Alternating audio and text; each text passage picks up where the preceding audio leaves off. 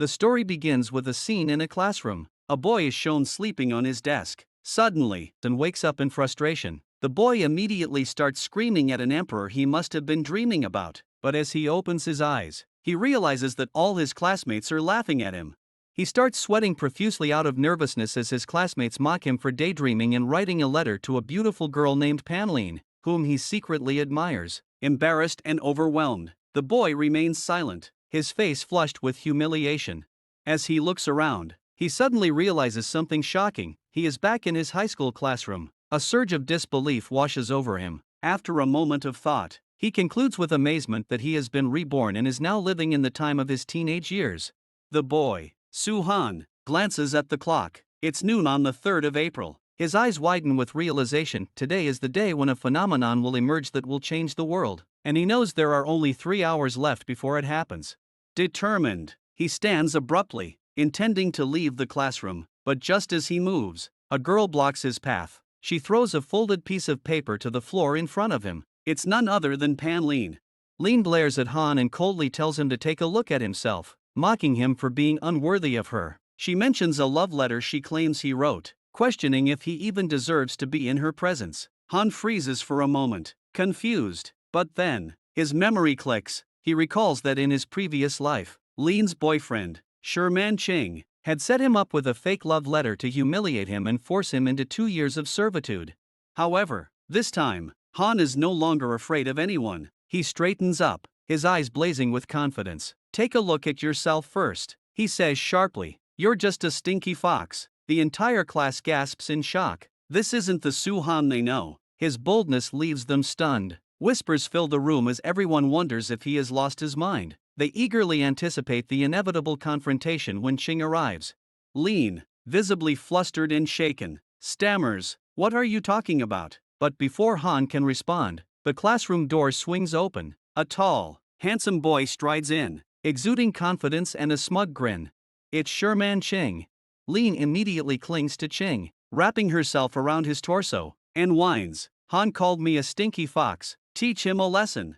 Ching chuckles, his gaze locking on Han. "I won't let this slide," he says with a dangerous edge to his voice. He steps forward, smirking, and offers Han a final chance. "If you agree to obey me from now on," Ching says, "I'll let you off the hook."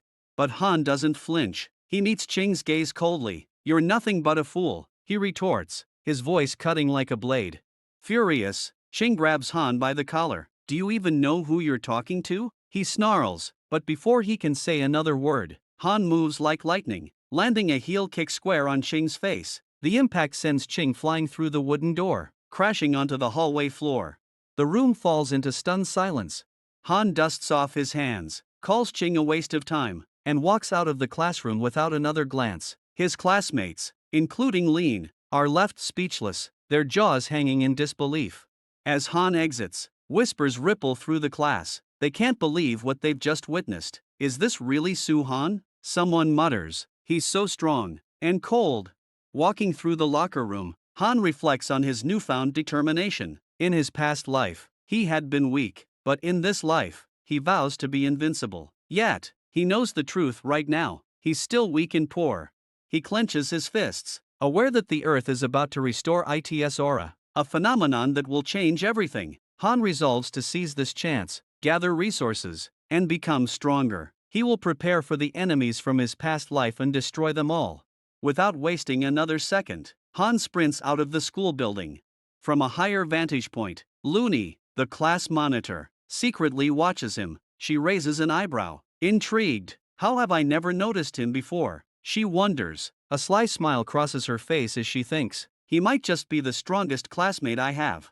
Meanwhile, Han pulls out his phone and dials a familiar number. His hands tremble as the call connects. When the person on the other side picks up, he hesitates for a moment before softly calling her name. La sits in her high school library, her phone vibrating in her hand. She frowns at the unfamiliar number, but something compels her to answer. "Who are you, and how do you know my name?" she asks, her voice filled with confusion and a hint of wariness. On the other end of the line, Han speaks with urgency. "La, listen carefully. This might sound unbelievable, but it's important. I would never hurt you, I promise."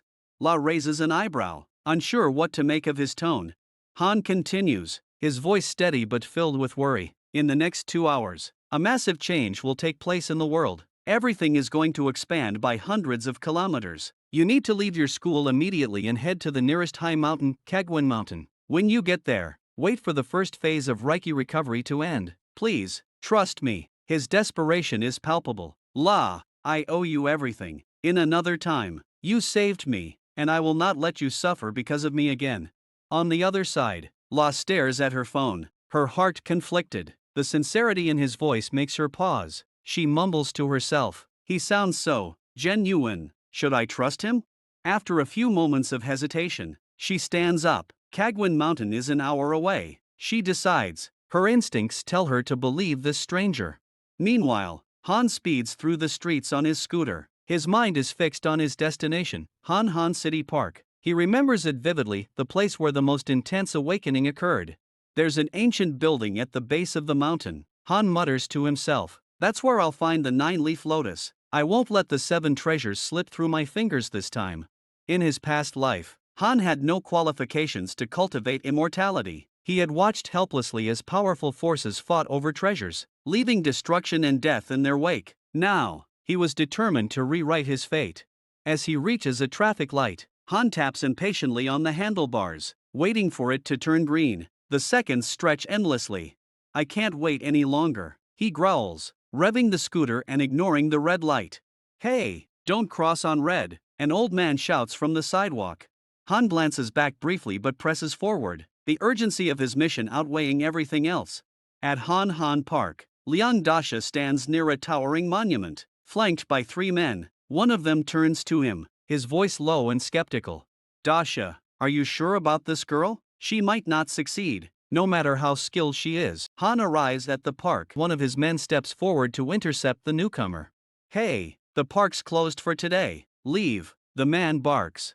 Han's frustration boils over. This is a public park. Who the hell is Liang Dasha to close it? The man's expression hardens. He grabs Han by the collar, his voice menacing. Dasha is the richest man in the area. If you value your life, you'll turn around and leave. Han's eyes narrow. Without a word, he grabs the man's hand and applies pressure. The man yelps in pain, pulling back his injured hand. Seeing this, the other 2 men rush at Han, but Han doesn't flinch. You're lucky I'm not at full strength, Han mutters to himself. Despite his weakened body, his self-defense techniques honed in his previous life spring into action. With swift movements, Han grabs one attacker and slams him into the ground. The man's face hits the dirt with a sickening thud. Another attacker lunges, but Han's foot connects with his chin, sending him sprawling. In mere seconds, all 3 men are defeated. Han stands over them, his expression cold. Next time, don't cross someone you don't understand. As he walks away, he glances at the time. The awakening is less than 10 minutes away. Han reaches a stunning waterfall, its roar echoing through the park. He gazes at the surrounding rocks, his eyes scanning for the 9-leaf lotus.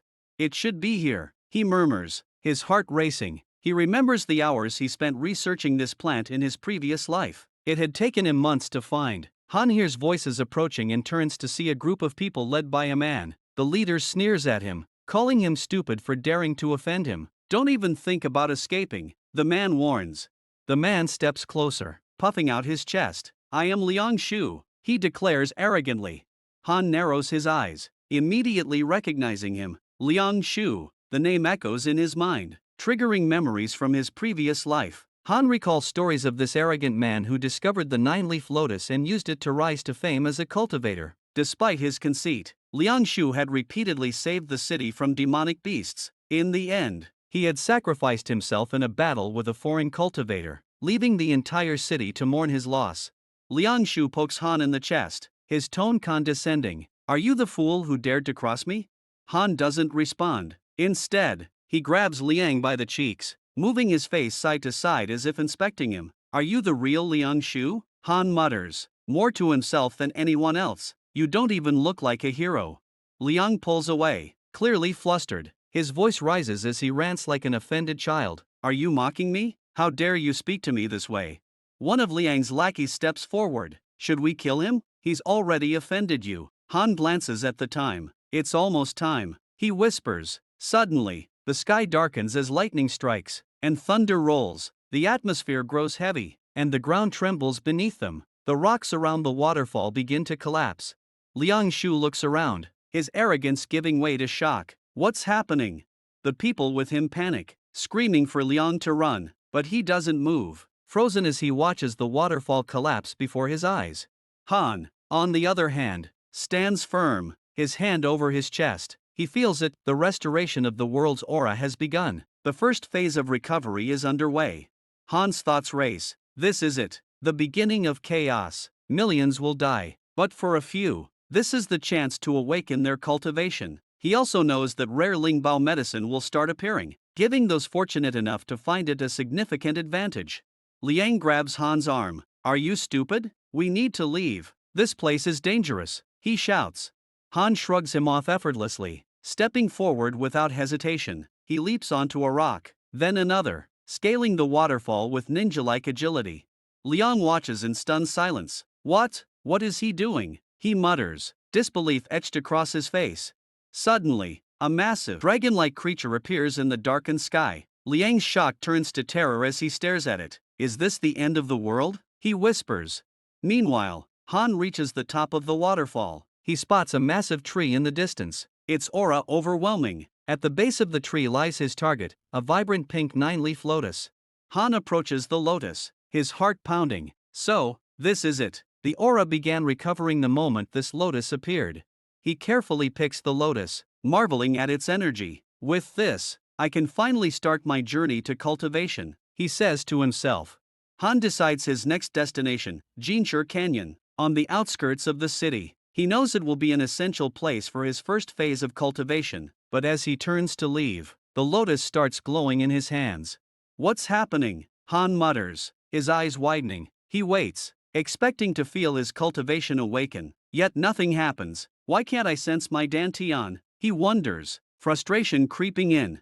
Determined to understand, Han sits cross-legged on the ground, closing his eyes to focus. Is this my internal strength holding me back? He ponders. A moment later, a golden triangular object appears before him, shining brilliantly. Han's eyes snap open, and he stares at the object in disbelief. It's my lucky day, Han exclaims, recognizing it immediately. He grins, the pieces of his destiny falling into place. I never thought I'd get a second chance. Not only will I reach the realm of the Emperor, but I will also break through to a higher plane. This time, I will fulfill my vendetta and destroy the 9 heavenly kings. Their thrones will be mine. Sitting in the park, holding the glowing object, Han reflects on his extraordinary fortune. The regret of his previous life begins to fade as he feels the first stirrings of his cultivation awakening. This is just the beginning. Han's cultivation has automatically risen, and he confidently believes he will be the first person in this new world to awaken his abilities. In his past life, the fastest awakening had taken 3 days, but now, he is far ahead. Suddenly, his eyes catch a glimpse of a strange fruit lying by his side. Picking it up, Han feels the immense aura it exudes. Examining it closely, he recognizes it as the Jua fruit, an extremely rare and powerful fruit essential for enhancing cultivation. Han smiles, recalling how in his previous life, people fought fiercely during the recovery phase just to obtain one. Now, with 3 Jua fruits in his hand, he feels invincible. With these, I can drastically improve my cultivation, Han says to himself, his confidence surging. He eagerly plans to head to Jinshi Canyon to acquire more sacred objects, believing he already possesses enough strength to confront the members of the Shoshan family. Moments later, Liang Shu climbs to the top of the waterfall, panting and visibly shaken. Han, he calls out, his voice trembling. The world, it's in chaos. Mountains are rising from the ground. Dragons are flying in the sky. What's happening? Han listens in silence, his gaze fixed on Liang. After a moment, Han hands the 9-leaf lotus to him. Take this, Han says calmly. Start cultivating with it immediately. Liang stares at him in disbelief. Why are you giving this to me? Han explains that since his dantian has already awakened, he no longer needs the lotus. It's useless for me now. Before Liang can respond, Han leaps into the air, soaring away with ease. Liang watches in awe, astonished by Han's agility. Is he flying? Liang murmurs to himself, realizing just how much the world has changed. Han lands at the foot of the waterfall. assessing his abilities. My jumps are still weak, he notes, deciding to find a safe place to consume the jua fruits and strengthen himself. Later, in a quiet hotel room, Han sits with the 3 jua fruits placed in front of him. He can feel their rich aura and knows they will propel him to the intermediate stage of the foundation layer. 3 days pass as Han consumes the fruits, feeling his body fill with immense strength. By the end of the 3rd day, Han realizes the jua fruits have lost their holy spirit, but his cultivation has advanced to the final steps of the middle layer of the foundation stage. Feeling powerful and refreshed, he decides to head to school to address some lingering issues before departing for Jinchur Canyon. Walking through the school corridors, Han overhears 2 students talking animatedly about the recent chaos. The government is trying to handle it, one says, but have you heard about those people who've awakened insane powers? Yeah, like that one student who ate a strange fruit. They say he can fly and shapeshift now, the other adds. Han listens but chooses not to engage. He continues walking until he's suddenly stopped by Ching Linan and his group of lackeys. Ching smirks arrogantly. Well, look who's back. Han, after what happened last time, I didn't think you'd dare show your face again. Han, unimpressed, responds sharply with a volley of verbal insults, silencing the laughter of Ching's lackeys. The group starts whispering, wondering if Han is aware of Ching's newfound powers. Brimming with arrogance, Ching steps closer, threatening, "You don't know who you're messing with. Let me teach you your final lesson."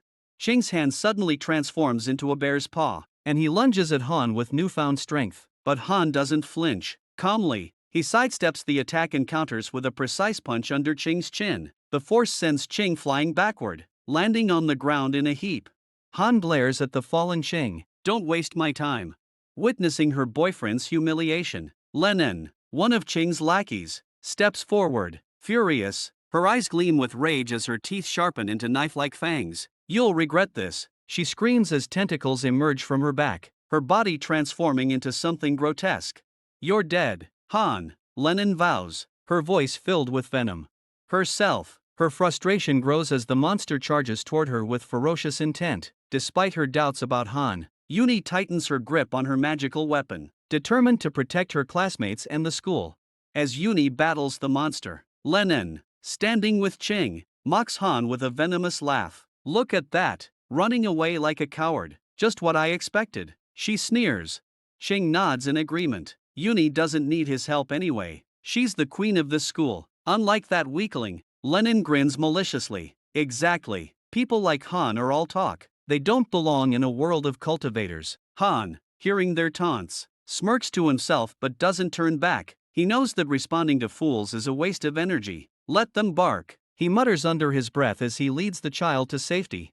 Walking through the chaotic schoolyard, Han thinks about how people often misjudge strength. Uni has potential, he acknowledges, but she's too impulsive. Strength without wisdom is just recklessness. He glances at the little girl holding his hand, her eyes filled with fear but also admiration for Uni. She's brave for stepping up, Han thinks, but bravery without experience is dangerous. He reassures the child again. "Don't worry, Uni is strong, she'll protect everyone." The little girl nods, her tears beginning to dry. Meanwhile, Uni continues her fight against the monster. Her weapon gleams with energy as she strikes repeatedly, but her lack of familiarity with its power hinders her movements. The monster's roars grow louder, its tentacles thrashing wildly and destroying the ground around them. "I have to end this quickly," Uni tells herself, her breathing ragged. She thinks of her classmates and how they're depending on her. "I can't let them down." She glances toward Han one last time and realizes he's leaving the area completely. Her frustration peaks. So much for him being a classmate, she mutters bitterly. Selfish and useless, unbothered by Uni's misconceptions. Han has arrived at the Jinji Canyon, but he doesn't seem too happy to be there. His eyes scan the area, and he notices a huge crowd gathered in front of him. He wonders what's going on. In his previous life, only 2 families were aware of the treasure hidden in the Jingshur Canyon. As Han walks through the crowd, he overhears people talking about a sacred fruit appearing in the Jingshur Canyon, which has attracted so many cultivators at once. One person expresses his desire to become a cultivator to marry a beautiful woman, while others laugh and tell him to stop dreaming. He's not the only cultivator in the crowd. Han continues walking when suddenly, Ling Shu appears, his face lighting up with excitement. He grabs Han's hand and exclaims in disbelief, "I thought I'd never see you again." Han, unfazed, asks if Ling has absorbed the 9-leaf lotus flow. Ling replies, beaming with pride, that after taking the lotus flow, he can now absorb the aura of heaven and earth. He continues, saying Han is a very good person, and that he understood the importance of the fruit after their incident together.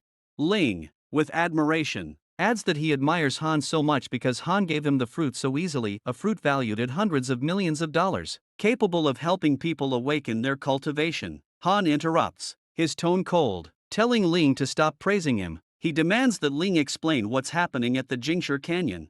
Ling Shu eagerly explains that someone posted news about monsters and a treasure appearing at the Jingshi Canyon, which caught the attention of so many people. Han, frowning, asks why that person didn't seize the opportunity to benefit from it themselves, instead of sharing it with the world. Han's mind starts to race, his prediction of changing destiny might be coming true. A woman in the crowd catches Han's attention. He thinks she looks like Luji, a member of the Lu family. Han also notices two men standing some distance away from Luji and wonders, are they Fong Ganzi and Fong Zhenyu from the Fong family? He remembers hearing that these two are cultivation geniuses who started cultivating before the aura awakening even occurred. As Luji walks through the crowd, people greet her with respect, and Ling Shu tells Han that, according to the people, the Lu family is the most powerful in Nan City. He says their strength is far greater than people like them, the common folk. Ling Shu mentions that Luji is also a genius cultivator, and when the aura awakening began, her family recruited many capable cultivators due to their business ties with the Lu family. Ling asks Han if he would like to join them, but Han coldly refuses, his tone sharp as he starts to walk away. Ling Shu tries to stop him, but Ling Lin and Qing are having a slight argument. Ling Lin tells Qing that Luji sees him as just a classmate and doesn't even care about him. She accuses him of trying to suck up to her because he's aware of her identity. Qing, stubbornly, claims that he and his girlfriend will follow Luji, but he points out that despite being classmates, Luji has a very different personality from them. He then demands Ling Lin apologize to Luji.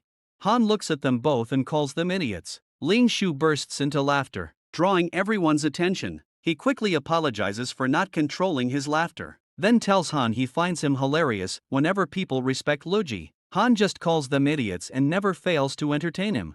Han, his voice dripping with annoyance, tells Ling Shu that he has no time to waste on stupid people and that he'll leave them to him. Meanwhile, a woman standing next to Luji asks if she's not going to teach Han a lesson for insulting her. Luji calmly replies that she will let him go. She expresses her desire to wait until Han sees what real strength is, hoping he'll understand that some things can't be overcome by luck. Deep down, Luji is frustrated because she's never been ignored in public, and she feels there's still unfinished business with Han. Suddenly, Fong Zhenyu approaches Yunzi, his voice dripping with contempt, and tells her not to be angry. He thinks Han is just a cockroach who doesn't even know how high he's flying. He offers to help her kill Han once they enter the mountain, but Yunzi coldly refuses, telling him that he doesn't need to. Watching her leave, Zhenyu sneers to himself, filled with arrogance, thinking, she should wait until I get the holy treasure. Then, she'll kneel before me. Zhenyu turns to Uncle Lu and asks about the plan regarding the sacred treasure. Uncle Lu responds with a tone of confidence, informing Zhenyu that everything has been taken care of by Fong Ganzi and the entire family. He assures Zhenyu that the sacred treasure in the Jingshi Canyon is perfect for him.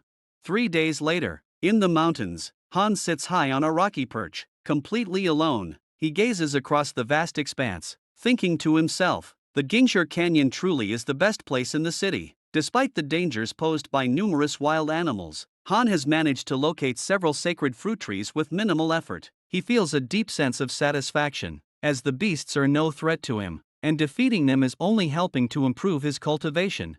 Han sits amidst the corpses of fierce beasts, their lifeless bodies scattered around him. In front of him lie several sacred fruits. He examines them and reflects. The aura of these fruits may not compare to that of the Jua fruit, but there's still enough to help me reach the peak of the foundation layer. Determined, he resolves that once he reaches that stage, he will undo the regrets of his past life. Han's gaze darkens as memories of his past failures surface. Despite his relentless efforts, he had never reached the realm of the emperor in his previous life. He knows it's because his cultivation foundation had been flawed. Now, he understands the crucial importance of building a perfect foundation. A strong cultivation foundation is essential for future success, he muses, and it determines how high a cultivator can climb. Han reminds himself that while a perfect foundation is ideal for the formation phase, Achieving the realm of the gods requires reaching 2 levels beyond that. This painful realization is what drives him now. He vows to create a flawless foundation this time. Han decides to use the aura gathering technique, believing it to be a powerful method for strengthening his foundation. He approaches the massive corpse of a beast before him and mutters, "It needs to be glazed first so I can use the technique." The aura gathering technique is straightforward yet profound. It involves absorbing aura from the bones and blood of beasts, refining it into energy. However, Han knows that the stronger the beast, the greater the aura it can provide. For legendary cultivators, only mythical beasts can meet their needs. The next day, Han stumbles upon a mysterious spirit fruit. He knows it is 3 levels below the Jua fruit but still considers it a valuable find. Standing before a glowing white tree, Han suddenly senses a hostile presence. His instincts sharpen, and as someone strikes at him from behind, he quickly dodges the attack. Han turns to confront his assailant, who introduces himself as Tien. Impressive reflexes, Tien sneers, "You're quite fast for dodging my attack." Realizing his sword failed to kill Han, Tien smirks and offers a deal. "Kneel before me and hand over the sacred fruit. I'm in a good mood, so I'll let you live." Han's lips curl into a mocking smile as he retorts, "Was it your mother who gave you such a ridiculous name?" Tien's face flushes with rage. "You dare insult me? You don't know who you're messing with. My agent is already locked and loaded with a rocket launcher aimed at you." Han glances at Tien's agent and calmly assesses the situation. He sees this as the perfect opportunity to test the progress of his cultivation. Placing the sacred fruit in his coat pocket, he thinks to himself, "How many cultivators have failed to master that weapon?" Tien's agent fires the rocket directly at Han. The explosion is massive, and smoke engulfs the area. A wicked smile spreads across Tien's face as his agent reports, "The target isn't moving." The agents laugh, confident that Han is dead. "The fruit is ours now," one declares. But as the smoke clears, Han emerges, unharmed but slightly pained. He shakes off the dust and murmurs to himself, "They're overconfident." Agents are shocked to see Han alive, their faces filled with disbelief, as they had thought their attack was too powerful to survive. Tien, utterly stunned, wonders how Han can even stand after such an attack, given that the very same rockets had killed countless cultivators before. As Han calmly approaches, Tien's eyes narrow in suspicion. He begins to suspect Han is protected by a magical weapon, though he doesn't dwell on the thought for long. Drawing his sword, Tien sneers, his voice dripping with menace. "This is no ordinary weapon," Tien declares, "but I will spare you if you hand over your magical protection." Han smiles coolly, an air of unshaken confidence surrounding him. "You don't understand the situation, Tien," he says, his voice steady but cutting. "Instead, you should be the one apologizing." Tien's face darkens with frustration. "Enough of your arrogance. I will pierce your heart with this sword," he shouts, lunging forward with deadly intent. Han, unbothered, effortlessly blocks the attack. He chuckles as he examines the blade. "The fan-flying sword? How weak," he remarks, his tone mocking. Tien freezes, utterly stunned. How did you block that?" he stammers. Han smirks, "It's simple. Really, if one's hardness is at the final stages of development, even something like this is no challenge. But alas, Tien, it's too late for you to understand." As Tien braces himself for another attack, Han suddenly vanishes from his sight. Tien's heart pounds as fear grips him. "Where is he?" he mutters, spinning around. Han's voice comes from behind him, calm and unyielding. "Now, let me show you true physical strength," Han says, stepping closer. He raises a fist. "Try blocking this." Before Tien can react, Han delivers a single, earth-shattering punch. Tien's agents are sent flying like ragdolls, and Tien himself is hurled to the ground, utterly defeated. Gasping for breath, Tien raises a trembling hand in surrender. You're superior," he admits, his voice shaking. Reaching into his robes, he pulls out a small yellow bag. "Take this. It's filled with treasures I've collected over the years. Please, spare me." Han snatches the bag, his expression unreadable. As he opens it, he comments, "So, this is the Qingquan bag. It seems to have everything I need." Tien begins to back away, muttering under his breath. Hatred glimmers in his eyes as he plots his revenge. "I'll find someone else to take care of you," he thinks. But before he can escape, Han's stern gaze freezes him in place. "Do you really think I'll let you live, knowing my true identity?" Han asks, his voice low and dangerous. Tien's confidence crumbles. No, I swear I won't tell anyone, he pleads. Desperation leaks from his every word. I come from a respected family. My brother, Long Lon, is a genius cultivator. Han cuts him off with a flick of his hand, hurling a small fireball at Tyan. The fireball grazes his skin, igniting it. Tyan cries out in pain but still manages to spit out a threat. My brother will avenge me, he screams. Han remains unfazed as the fireball grows, erupting into a massive explosion that leaves nothing of Tyan but ashes. Han stands amidst the silence, his mind turning to the Chinkuan bag. As he empties its contents onto the ground, a cascade of riches and spiritual items spills forth. His eyes widen slightly at the sheer volume. So much treasure, Han murmurs, shaking his head. How many lives did Tyan take to amass this fortune, only for it to fall into my hands so effortlessly? As he inspects the items, a purple glass bottle catches his attention. Picking it up, Han's curiosity peaks. Could it be? He whispers, opening the bottle. Suddenly, the entire sky lights up, confirming his suspicion. The 5-element seed, Han exclaims, awe lacing his voice. Soaked in Yenling liquid, this is exactly what I need to build the perfect foundation. Han realizes the immense value of the 5-element seed. Even most monks haven't heard of this. He muses, but this pales in comparison to the treasure called Antiob. Just then, Han's phone rings. He answers it to see Liang Shu on a video call, smiling brightly. Han, where have you been? Liang asks. I wouldn't have been able to contact you if I hadn't added your number. I've been practicing in the mountains. Han replies. What's going on? Liang's smile widens. Come to the top of the mountain. The Antiob treasure is about to appear, and you don't want to miss it. Oh, and good luck, there are monks everywhere. They've been here for 3 days. Han nods, determination flickering in his eyes. I'll try. Liang's voice crackles through the phone, urgency clear in his tone. Han, reach here as soon as possible. Han begins to move, but Liang stops him abruptly. Wait, don't hang up yet, Liang says, his voice serious. I need to tell you something important. Han pauses, curious. There's a list, Liang continues, called the Chi list. It contains the names of the young people of Southern Island City. Han, you should avoid meeting the people on that list, they're not ordinary, they're creatures with superpowers. Liang sends the list to Han's phone. As Han reviews it, his eyes narrow. At the very top of the list is Yun's name, followed closely by members of the Fong and Tian families. Interesting, Han mutters to himself. Their rapid improvement doesn't surprise him much.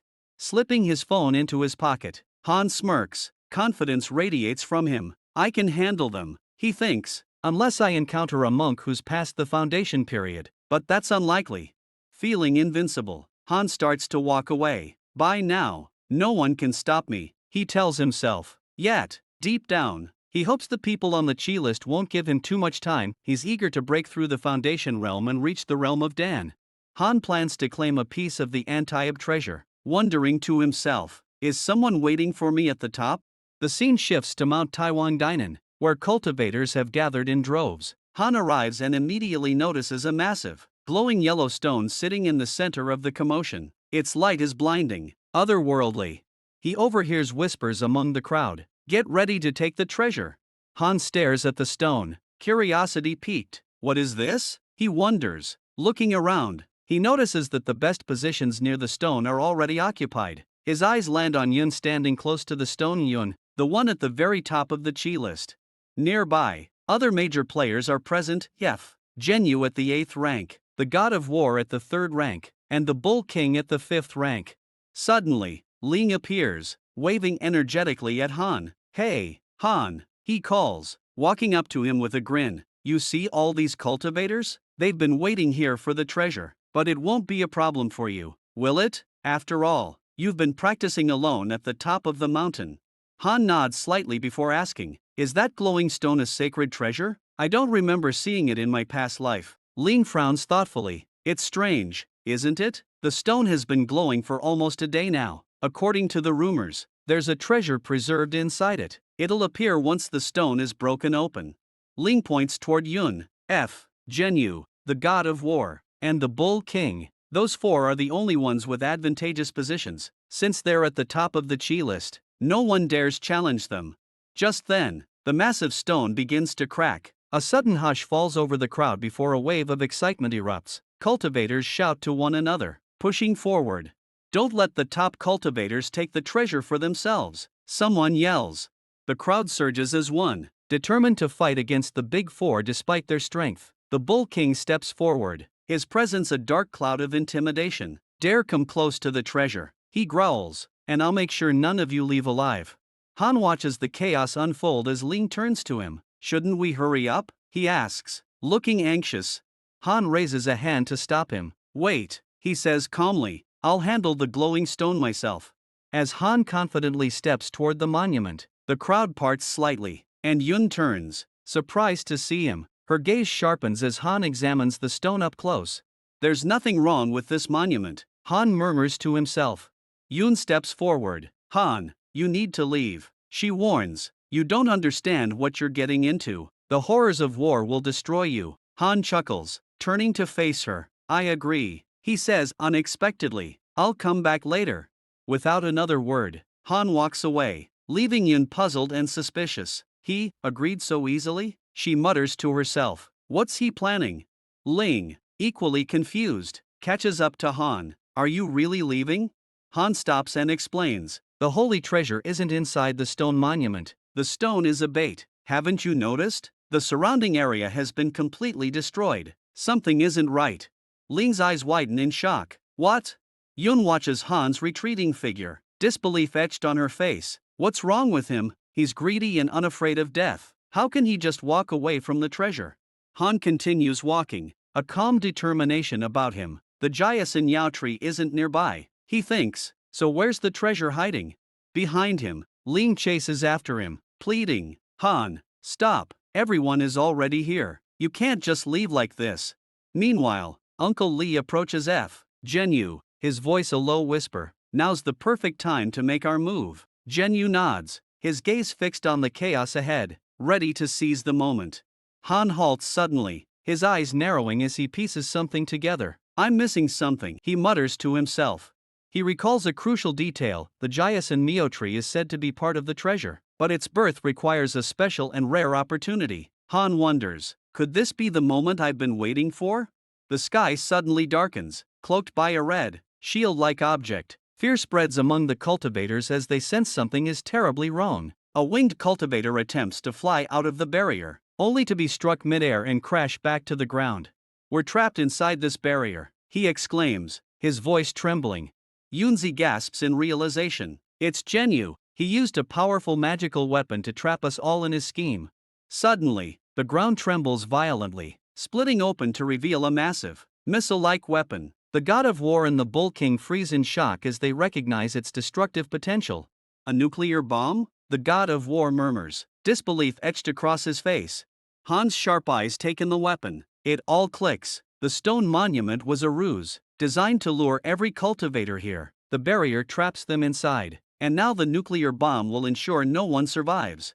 This is all Zhenyu's doing, Han thinks grimly. The Jiasun Mio tree requires a tremendous amount of blood to emerge. That's why they spread fake rumors about the treasure.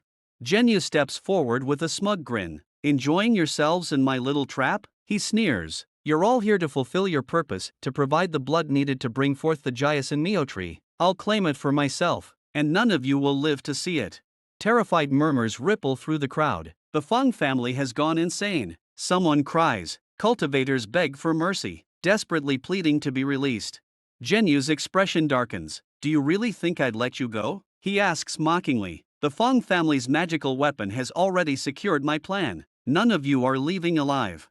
Gesturing to the nuclear bomb, Zhenyu smirks. This weapon will erase all of you. However, his tone shifts, laced with false kindness. If you swear loyalty to the Feng family and agree to serve us, I might let you live. But decide quickly, you have less than 5 minutes before the bomb detonates.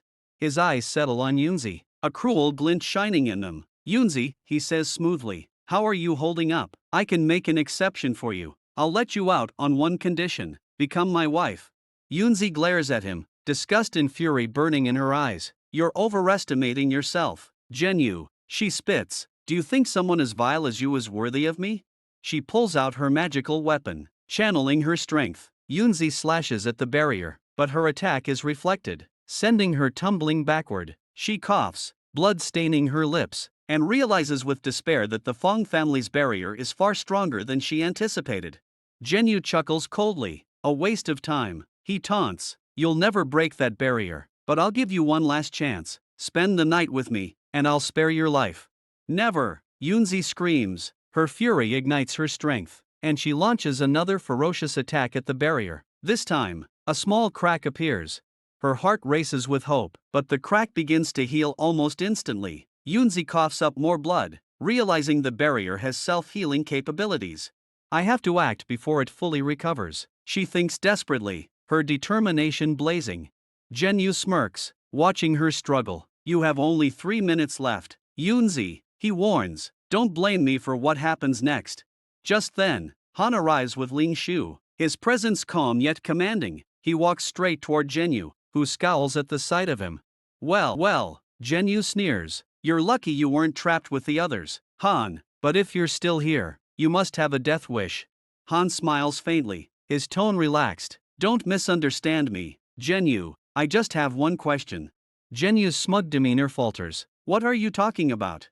Han steps closer, his gaze sharp as steel. How did the Fong family know the Jiasan Mio tree requires blood sacrifices for its birth? A wave of fear ripples through the trapped cultivators. Gasps fill the air as the reality of their fate sets in.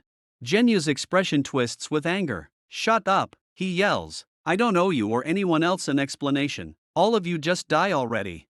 Han glares at Zhenyu, his mind racing as he confirms his suspicions about the Fong family being anything but ordinary. However, fear doesn't cross his mind. Han is unshaken, convinced that no one can stand in his way. Zhenyu sneers and orders Uncle Lo to kill Han, stating he doesn't want to see him alive.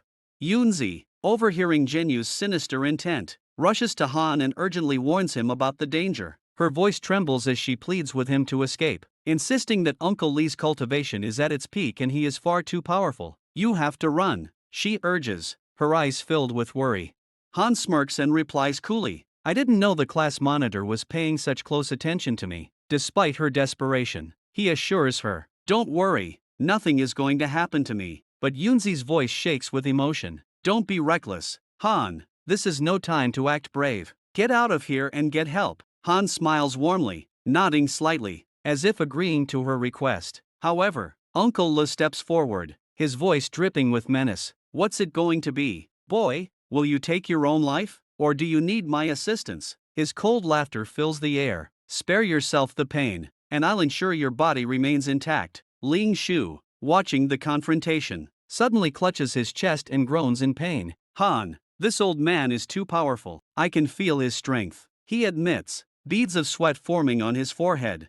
Han looks at him and chuckles lightly. Are you scared, Ling Shu? Ling shakes his head, determination blazing in his eyes. No, I'll stay with you no matter what. Han's smile widens as he pats Ling Shu on the shoulder. He then pulls out the rocket launcher he had acquired from Tian's belongings and hands it to Ling Shu. Here, take this, aim it at the enemy and fire. Let's see how they like modern warfare. Ling Shu looks at the weapon, initially hesitant, but seeing Han's unwavering confidence, he decides to trust him. Uncle Lu sneers at the sight of the rocket launcher, his tone mocking. You think a mere mortal weapon can scare me? Laughable. Without hesitation, Ling Shu fires the rocket directly at Uncle Lu. A deafening explosion follows, shaking the ground. Smoke and debris fill the air as Uncle Li's voice rises in outrage. How dare you humiliate me with such tricks? He roars, rising from the rubble with fury etched into his face.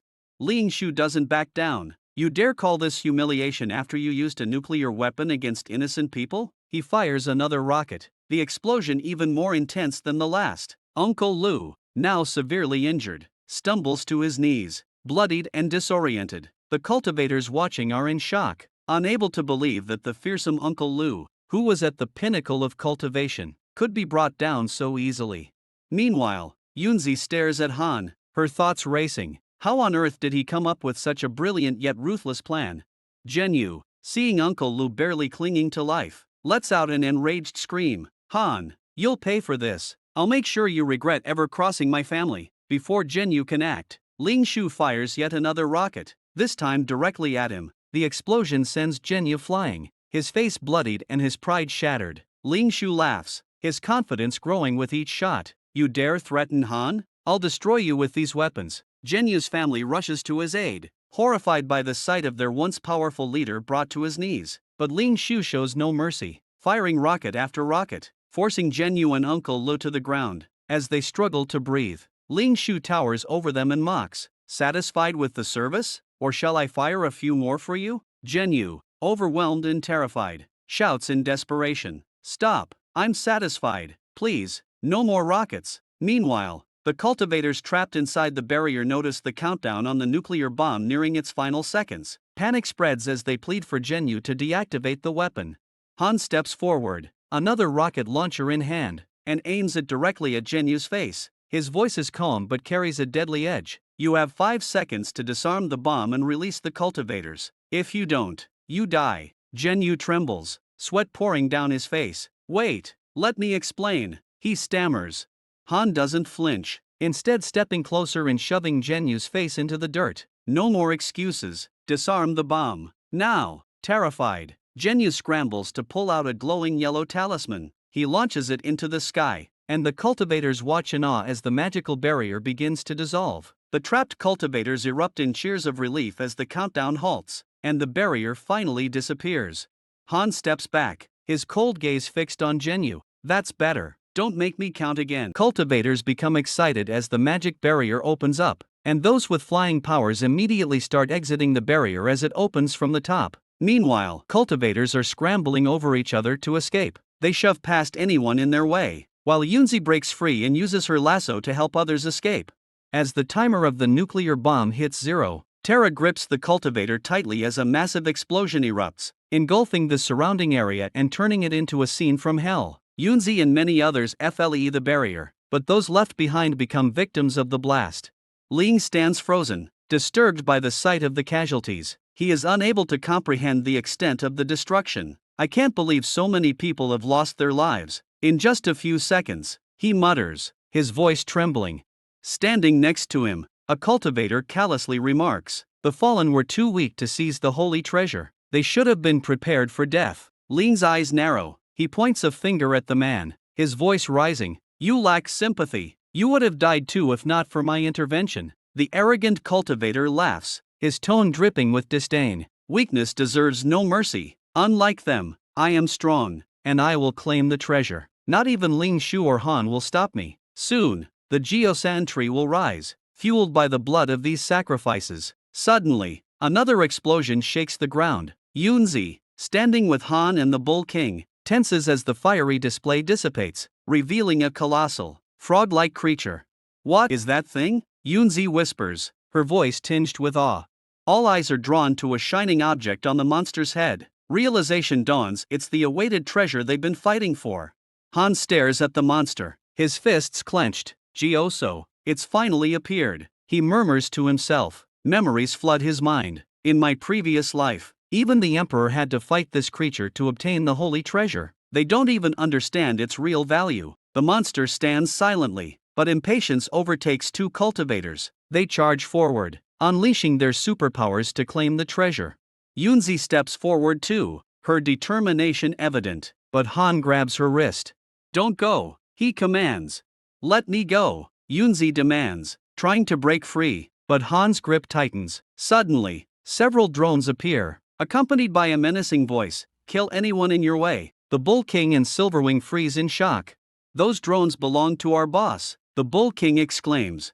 "Why is he here?" Silverwing asks, confused. "The treasure must be far more valuable than we thought." Ling Shu turns to Han, his voice grim. "Shanwu is a major tech company with considerable power. I never expected them to get involved." The Bull King and Silverwing, they've been recruited by the company. Moments later, Konger, the company's boss, arrives, his drones swarming around him. "Kill the monster," he commands. The drones unleash a relentless barrage of missiles, causing a massive explosion. The monster takes heavy damage, but it still stands, its form charred yet defiant. Han watches, his mind racing. "These missiles, they're far stronger than mine. I'll have to contend with the company too." Konger's voice booms, filled with anger. "No one will claim my treasure." He glares at Yunzi, Han, and Ling. "Bull King, Silverwing, kill all three of them." Immediately, Silverwing tells Yunzi that she can leave, as his boss has arrived. and the treasure belongs to him alone. Yunzi draws her weapon and declares, "I will fight you to the end," refusing to leave, confident in his abilities. Silverwing smirks and tells the Bull King, "Leave her to me, you handle the others." The Bull King clenches his fists in a show of power and responds, "Let's demonstrate our great strength to these fools." The Bull King begins attacking the cultivators present, while Cheng and Lin Lin run for their lives. Ling Shu, gripping his rocket launcher tightly, aims at the Bull King, wondering nervously, can this even hurt him? He fires a rocket, but the Bull King takes the hit unfazed. Laughing mockingly, the Bull King shouts, "Did you really think I'm as weak as Jinu? These rockets are nothing to me. My defense is the strongest." Ling becomes terrified and immediately shouts to Han, "The rockets are useless. The Bull King's defense is impenetrable." Han turns to him, his voice calm yet firm, and says, "Run away." Ling freezes in shock. "What?" Han repeats, "If you can't defeat him, then run." Without hesitation, Ling turns and flees. The Bull King advances toward Han, his voice booming, "You're lucky, boy. You'll die by my fist a painless death." Han smirks and replies, "I think the opposite." They both throw punches, and the impact is earth-shattering. Han's punch connects with such immense force that the Bull King's arm shatters. The Bull King is sent flying, and Han calmly states, "You're unlucky to face me." Ling, still running, pauses and turns back, his eyes widening in disbelief. The Bull King is on the ground? What just happened? The Bull King, struggling to stand, mutters in disbelief, "Impossible. My arm, broken by a single punch? My defense is unmatched." Meanwhile, Yunzi and Silverwing are locked in combat. Yunzi declares, "This fight is almost over." Swinging her sword, she slashes Silverwing's hand, causing him to stagger and bleed. Silverwing coughs blood, finally accepting his defeat. You've been hiding your strength." Yunzi smirks, "I wasn't hiding anything. You are just too weak to witness my full power." Suddenly, Kwang steps forward, his eyes fixed on Yunzi. "And what do you think of me?" Yunzi replies evenly, "I know who you are, the first leader of Shan Wu. You've reached the final stage of foundation building, and after Shan Wu's body transformation, your strength matches the Danny stage." Kwang chuckles, impressed, "You seem well informed. I'll give you a chance, run away. I don't want to kill you." Yunzi's gaze hardens, "I know you're strong, the strongest I've ever met, but I won't run. I'll fight you to the end." Kwang shakes his head, "You don't even know the basics." He steps forward and warns, "Don't blame me, I gave you a chance." With a swift motion, he throws a powerful punch, but Yunzi dodges just in time. Her heart races, his power, it's immense. Yunzi tries to counterattack with her magical powers, but Kwang overpowers her and throws her aside with a single punch. Turning back to the monster, Kwang orders his drones, "Attack it." The drones fire relentlessly at the creature. Han watches the assault and thinks grimly, "Fools, the monster will only get angry." They don't realize its power. The monster, glowing ominously, compresses energy before unleashing a massive flame attack. It obliterates the drones, and Kwang grits his teeth in frustration. "5 of my helicopters destroyed," he mutters. "This creature, it's not ordinary." Turning to Yunzi, Kwang declares, "You may be strong, but you're nothing compared to me." Charging at her, he transforms into a more powerful form. Yunzi's eyes widen in shock. His strength, it's beyond comprehension. As Kwang moves to strike, the monster intervenes, attacking Kwang with its massive tongue. Yunzi stares in horror as the monster begins glowing brightly. Han, observing the scene, realizes it's preparing a direct attack. He seizes the moment, pushing Yunzi aside. "I won't miss this opportunity." Yunzi gasps as Kwang's attack misses her. Kwang snarls, "Han, are you crazy? I used all my power." To everyone's shock, the monster strikes again, pulling Han into its mouth with its tongue. Ling cries out in despair, "Han, no." Yunzi freezes, her mind racing. "If it weren't for him, I would have been eaten." Kwang, visibly shaken, attempts to attack the monster. Why is my strength useless against this creature?" His voice trembles. This shouldn't be possible." The monster's defense is so strong that Han fears his hand might get damaged by attacking it.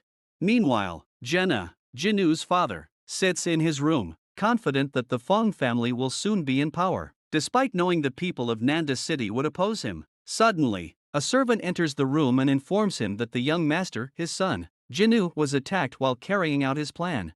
Jenna is shocked by the news and demands, Is UNC not with Jinu? No one could defeat him. He then asks, is the attacker a powerful master? The servant explains that Jinu was attacked by two young men with rockets. The rockets are extremely powerful. Furious, Jenna orders him, send a force immediately. The treasure must not fall into someone else's hands. He also commands, send a party to deal with the two boys who attacked my son. If I fail to secure the treasure, my master will destroy our entire family. 3 days later, in the middle of a dense forest, the giant monster stops, opens its mouth, and spits Han onto the ground. Han, covered in the monster's disgusting stomach fluids, mutters, finally, I've escaped. 3 days, I narrowly avoided being dissolved along with its food. As the giant creature leaves, Han reflects, it's invincible. No other cultivator can defeat it. He concludes, the only way to obtain the holy treasure is to be swallowed by it. Looking at his hand, he acknowledges, Yunzi would have taken the treasure if I hadn't seized the opportunity. Suddenly, the treasure begins to glow. Han realizes, finally, the holy treasure is mine. In the park, Han ponders his suspicion that Yunzi is hiding her real identity. As he tries to consume the treasure, he acknowledges, there isn't much time to dwell on this. Han recalls that in his previous life, Yunzi was killed, and the 9-branch treasure tree was stolen. He remembers, after Yunzi's death, the 9-branch tree ended up in the hands of Emperor Zoom. Han reasons, there's no way Yunzi can hide her identity using the tree's abilities, and I've saved her life in this life. She's unlikely to be killed without the 9-branch tree. He reflects, the tree is magical, even the Emperor couldn't fully understand it. Determined, Han decides to visit a stone tablet he found that can defy the natural order. He resolves, I'll wait for the tree to bloom and bear fruit. Knowing the tree holds a vast amount of qi, he feels fortunate that his qi has recovered to the initial stage. At Qinbei University, Han walks to his school, thinking, I should start looking for law. He plans to begin at the university where he met her in his past life. Qinbei University, one of the top schools in China, is bustling with students. As Han strides across campus, students stare at him, clearly surprised. He ignores their reactions and keeps walking. A few moments later, Han enters his classroom. His classmates freeze, then lose their minds upon seeing him. Han, what? They exclaim. Han asks calmly, what happened? Why are you all staring at me like that? Suddenly, the students scream and run away, shouting, he's alive. Han is back. 10 minutes later, Han speaks with Yunzi. Wait, are you saying there's a video of me being swallowed by a giant toad? And it went viral? Yunzi silently nods. She tells him, after the toad swallowed you, it disappeared. Now, everyone is looking for you and the toad. Han replies, I already know. He begins to walk away. Yunzi stops him. Why did you save me that day? Han responds, because we're classmates. It's right to help each other. Yunzi offers, I can recommend you to the L family. With their protection, no one in Nanda City would dare bother you. Han shakes his head. I understand, but no one has the strength to trouble me. He thinks, the L family isn't shameless. Yunzi hasn't asked about the toad or the 9-branch tree. Yunzi advises, don't be so strong-willed. The treasure tree isn't a minor treasure. Major families in the city will question you about it. Han turns to her and declares, anyone who troubles me, no matter how strong, they'll die. Outside the school, several flashy cars screech to a stop outside the school. Jinna steps out with Uncle Lee, his face twisted in anger. Han, Jinnu yells. Han steps forward calmly. What do you need? Jinnu shouts, compensation. My subordinate isn't dead yet. He recalls, at Gingshir Canyon, 3 days ago you and that boy, Ling Shu holding rocket launchers. Jinnu sneers, you even threatened to mince me up and feed me to dogs. Apologize now. Han remains unfazed and inquires, have you found Ling Shu yet? Han thinks that Ling Shu, being the type of person he is, should have contacted him by now. He wonders if Ling Shu is in some kind of trouble. Jinnu dismisses Han's concern, telling him, worry about yourself instead. He threatens to beat Han up for disrespecting the Fong family, adding with a sneer, you're not even holding the rocket launcher anymore. The students around them start gossiping, recognizing Jinnu as a member of the Fong family known for their cultivation prowess. Even before the awakening of the aura, they realize Han is in serious trouble, as Jinnu was on the rapid advancement candidate list.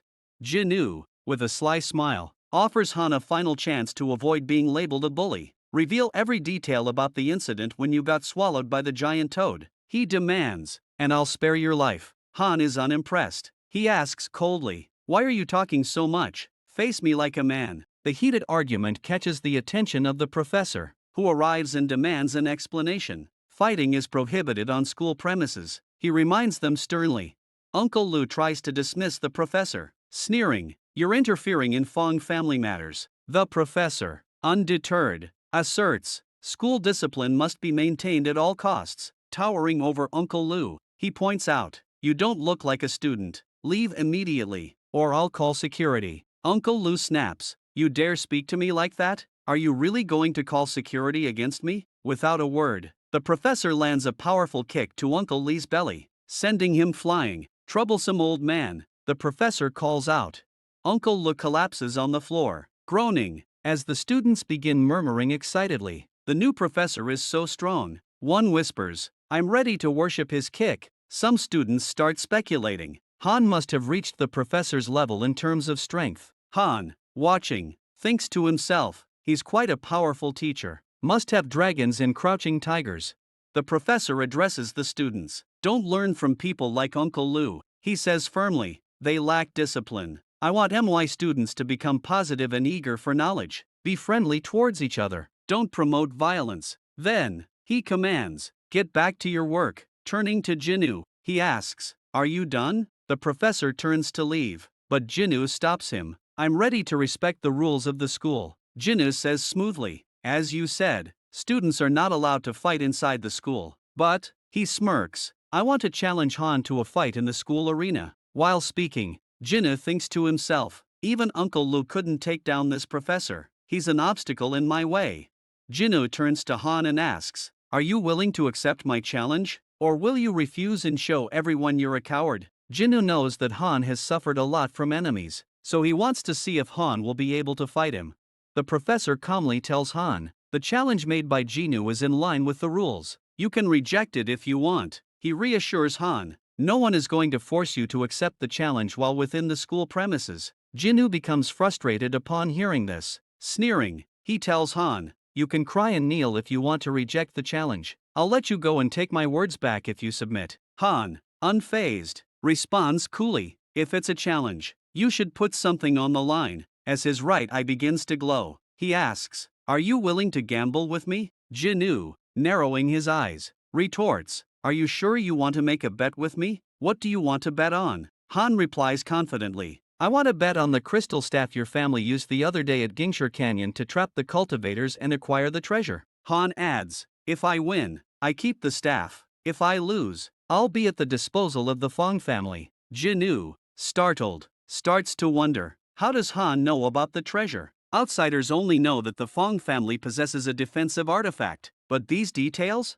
Han smirks and teases, "If you're not willing to bet, kneel before me and call me your grandfather, and I'll cancel it." Jinnu's face flushes with anger. "Do you really think I'm unwilling to bet with you?" He snaps, declaring loudly, "I'm ready to bet my family's treasure in your life as well." Turning to the professor, Jinnu says, "You'll be our witness." Han turns to the teacher and nods, "I want you to witness this bet." The professor agrees, and moments later, in the school's indoor sports stadium, Han and Jinnu stand facing each other.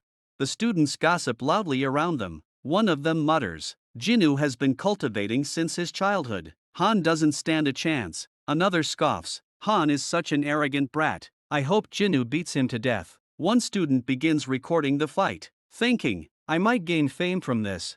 Meanwhile, Han approaches Jinnu and asks casually, "What about the crystal staff?" Jinnu sneers, "Do you really think you'll win? Are you suggesting the Fong family won't keep its word?" Han shrugs, "I believe the Fong family might step back from its promise. I refuse to accept this challenge unless the crystal staff is brought here." Jinnu grits his teeth in frustration. "Fine, I'll send someone to fetch the staff," he adds, glaring, "I won't consider Fong as my surname until I've beaten you and made you beg for mercy." Han replies smoothly, "You can use any surname you want, but don't use mine." Jinnu's face contorts with rage, "You're getting more arrogant with every word," he snarls.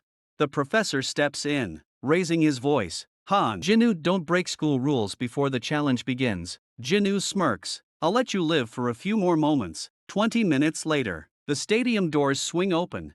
The head of the Fong family, Long's family elder Quang, and Yunzi enter the arena, leaving the students stunned. "They're here," a student gasps. Another whispers, "Influential figures from powerful families." At the same time, the students begin speculating nervously. The nine-branch tree's location is still unknown. What if Han is the one in touch with the treasure? Han might be in danger. Someone murmurs, "These powerful figures must be here for the holy treasure." Jinwoo turns to Han, his eyes gleaming with anticipation. "Can we start our fight now?" The crystal staff is finally in Han's sight, but he calmly states, "I have one last request." Jinwoo, visibly angry, snaps, "Are you trying to delay the fight?" Han, unfazed, explains, "I want the crystal staff to be handed to the teacher. I fear the Fong family might pull some tricks on me." Jinwoo immediately protests, "I won't allow my family's treasure to fall into someone else's hands," he shouts. Despite Jinwoo's objections, his father steps forward and hands the crystal staff to the teacher. The teacher can hold it for a few moments, he says. Jinwoo's father then turns to the combatants, smiling, "I wish both of you a good fight on the stage," he says. "Finish it quickly. I want to invite Han to the Fong family as a guest." Privately, Jinwoo's father is confident. Jinwoo is at the last stage of the foundation level, while Han is just a commoner who recently awakened his abilities. The hype around this fight is absurd. He smirks, thinking, Jinwoo will defeat Han in seconds. There's no way I'll have to hand over the crystal staff to a commoner. Still, his interest lies in Han's knowledge. After this fight, I'll force him to reveal what he knows about the treasure tree. The teacher steps forward, raising the crystal staff high in the air. The challenge has officially started, he announces. Jinwoo removes his arm plaster, exuding confidence. "Now, I'll show you the secret fist technique of the Fong family." The students gasp, their excitement rising. "He's going to use the Fong family's secret technique," one exclaims. Meanwhile, Yunzi grows anxious, her brow furrowed. That technique is reserved for the most critical situations, or to kill. Jinwoo lunges toward Han, moving with precision and speed. Han, however, remains still, his expression calm and unreadable. The students start whispering nervously, "Why isn't Han moving?" Yunzi's heart pounds. Is he overwhelmed by Jinwoo's skills? Jinwoo delivers a swift and precise strike toward Han's chest, his punch aimed with deadly accuracy. But Han doesn't budge. Unfazed, he absorbs the technique effortlessly. "My iron body," Han reminds himself, "isn't just about absorbing the blood essence of beasts, it's about enduring endless, real-life challenges." Jinwoo stumbles back, his eyes widening in shock. How is this possible? The students murmur in disbelief. Could Han be a defensive cultivator? One wonders aloud. But how could anyone withstand that technique? Another argues.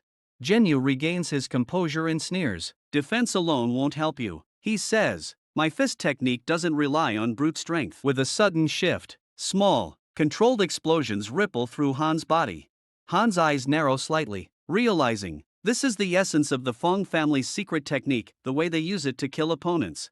Jinwoo smirks, explaining with pride, "The hidden force of this technique is designed to interact with a cultivator's meridians." Han's body responds to the technique, but he remains silent, observing the intricate energy patterns. Jinwoo steps forward again, his voice dripping with venom. "I won't stop until you're begging for mercy. I'll make you kneel before me." As he advances, his father watches, smugly certain, this contest is over. Jinwoo has successfully mastered the true essence of our secret technique. But to everyone's surprise, Han speaks calmly. "You're naive," he says. With a sudden, fluid motion, Han tightly grabs Jinwoo's arm and skillfully throws him to the ground. Jinwoo's father stands in shock, his eyes wide as he sees his son sprawled on the ground despite using the Fong family's secret technique. Yunzi realizes the truth, the technique has failed to deliver any damage to Han. Kwang's gaze sharpens as he watches Han. This boy, he's not as simple as he seems, he thinks. Memories of their encounter at Jingshi Canyon resurface. Han's actions that day weren't just coincidence. The ground beneath Han bears the marks of his immense force, shattered and torn apart. Jinwoo, struggling to rise, gasps, How is it possible? Why isn't the hidden power of the technique affecting you?" Jinwoo's father steps in, his tone measured but tense. "Han's body is extraordinarily resilient," he explains. "His strength levels haven't diminished even after enduring such a powerful technique." He narrows his eyes at his son. "Don't engage in close contact. Use the special pill of the Fong family." Jinwoo's lips curl into a sly smile. "You forced me to do this," He snarls, pulling out a glowing golden pill from his coat. He holds it up, the light shimmering ominously. I'll make you regret your very existence. The students watching erupt into outrage, their voices a cacophony of protests. That's cheating, one yells. The Fong family is disgracing themselves. They know the truth. The pill temporarily boosts the consumer's cultivation level, giving an unfair advantage. Unbothered by the protests, Zhenyu smirks and swallows the pill. This is the secret treasure of my family, he declares.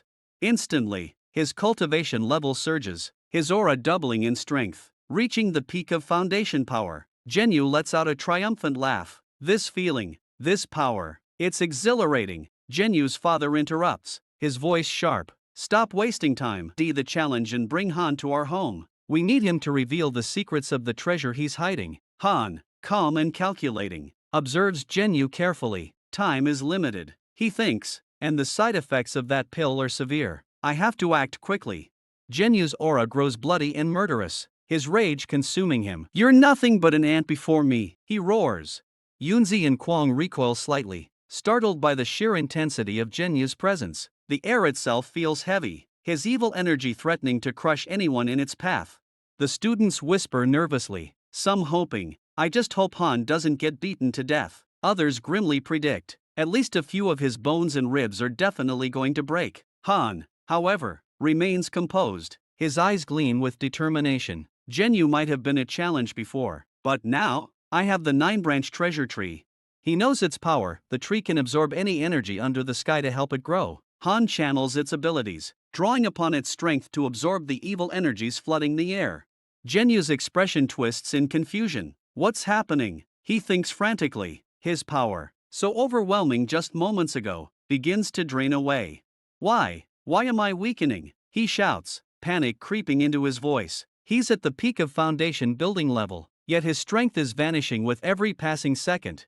Desperate and enraged, Zhenyu screams at Han. Die! He lunges forward, forming a huge, sharp claw from his evil energy, aiming directly for Han. But Han stands unfazed. His treasure tree continues to absorb the malevolent energy, its roots unseen but powerful, pulling every ounce of force from the attack.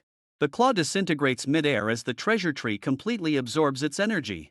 Zhenyu freezes, his eyes wide with disbelief. Zhenyu's face pales, his shock deepening as each of his attacks fails against Han. Is there a problem with the secret pill? He wonders desperately. He feels the energy within his body being hollowed out, his strength slipping away. What's happening? Zhenyu's father, watching from the sidelines, feels a chill run down his spine. How can this be? He thinks, shaken to his core. The Fong family's secret technique, it's failing. Suddenly, Zhenyu lets out a strangled groan, clutching his head as an intense headache racks his body. He collapses to his knees, his trembling hands gripping the ground. His father's eyes widen in realization. The side effects of the pill, they're appearing earlier than expected. Han calmly approaches the struggling Zhenyu, his expression a mixture of pity and dominance. Taking that pill must have been painful, Han says, his voice cutting through the murmurs of the crowd. He steps closer and, with calculated precision, strikes the back of Zhenyu's hand with the side of his fist. Zhenyu's body stiffens for a moment before going completely limp. He collapses onto the floor, lying flat on his back, unconscious. Han raises his hand, his voice steady and unwavering. I have won the fight, he announces. The stadium falls into a stunned silence before erupting in murmurs. The students exchange wide-eyed looks. How did Han win so easily? One whispers. Zhenyu was supposed to be invincible with that pill. Another mutters. Han must be incredibly strong. Someone else speculates. A few wonder aloud if Zhenyu's strange behavior was caused by the pill's side effects, but no one can deny Han's overwhelming presence. Han walks over to the teacher, his steps deliberate and confident. According to the bet, the crystal staff belongs to me. I've won the match. The teacher nods and raises the staff, ready to hand it over. But before he can, Zhenyu's father steps forward. Wait, he barks. The staff is the treasure of the Fong family. It will not be given away. Han turns to him, his gaze steady. Are you trying to pull some trick on me? Zhenyu's father's eyes narrow. You arrogant fool. Do you really think the staff is that easy to acquire? You didn't even use your own powers to defeat my son, he accuses. The Fong family does not accept this result as final. Han glances at the teacher, his expression calm but questioning. What are we supposed to do? He asks. If the Fong family backs out of its agreement? The teacher's face hardens. The bet was made, and Zhenyu lost. The crystal staff belongs to you. The Fong family cannot deny the results.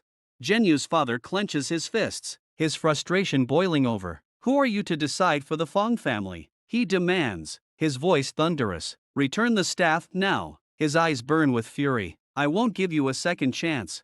Kwang and On exchange knowing looks, their expressions unreadable. Han is too naive, they think, too foolish to believe he can take the treasure of the Fong family just by winning a single match. On smirks. The Fong family is showing mercy by not killing him, he murmurs to himself. Yunzi, frowning, mutters under her breath. Han should have never asked for the staff in the first place. He's dragged the teacher into this mess.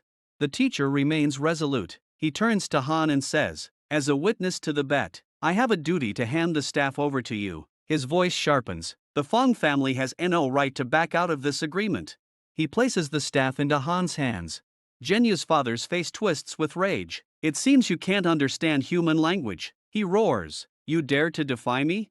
Without hesitation, he raises his hand and shoots a beam of crackling, violent energy directly at the teacher. The air hums with tension as the energy surges forward.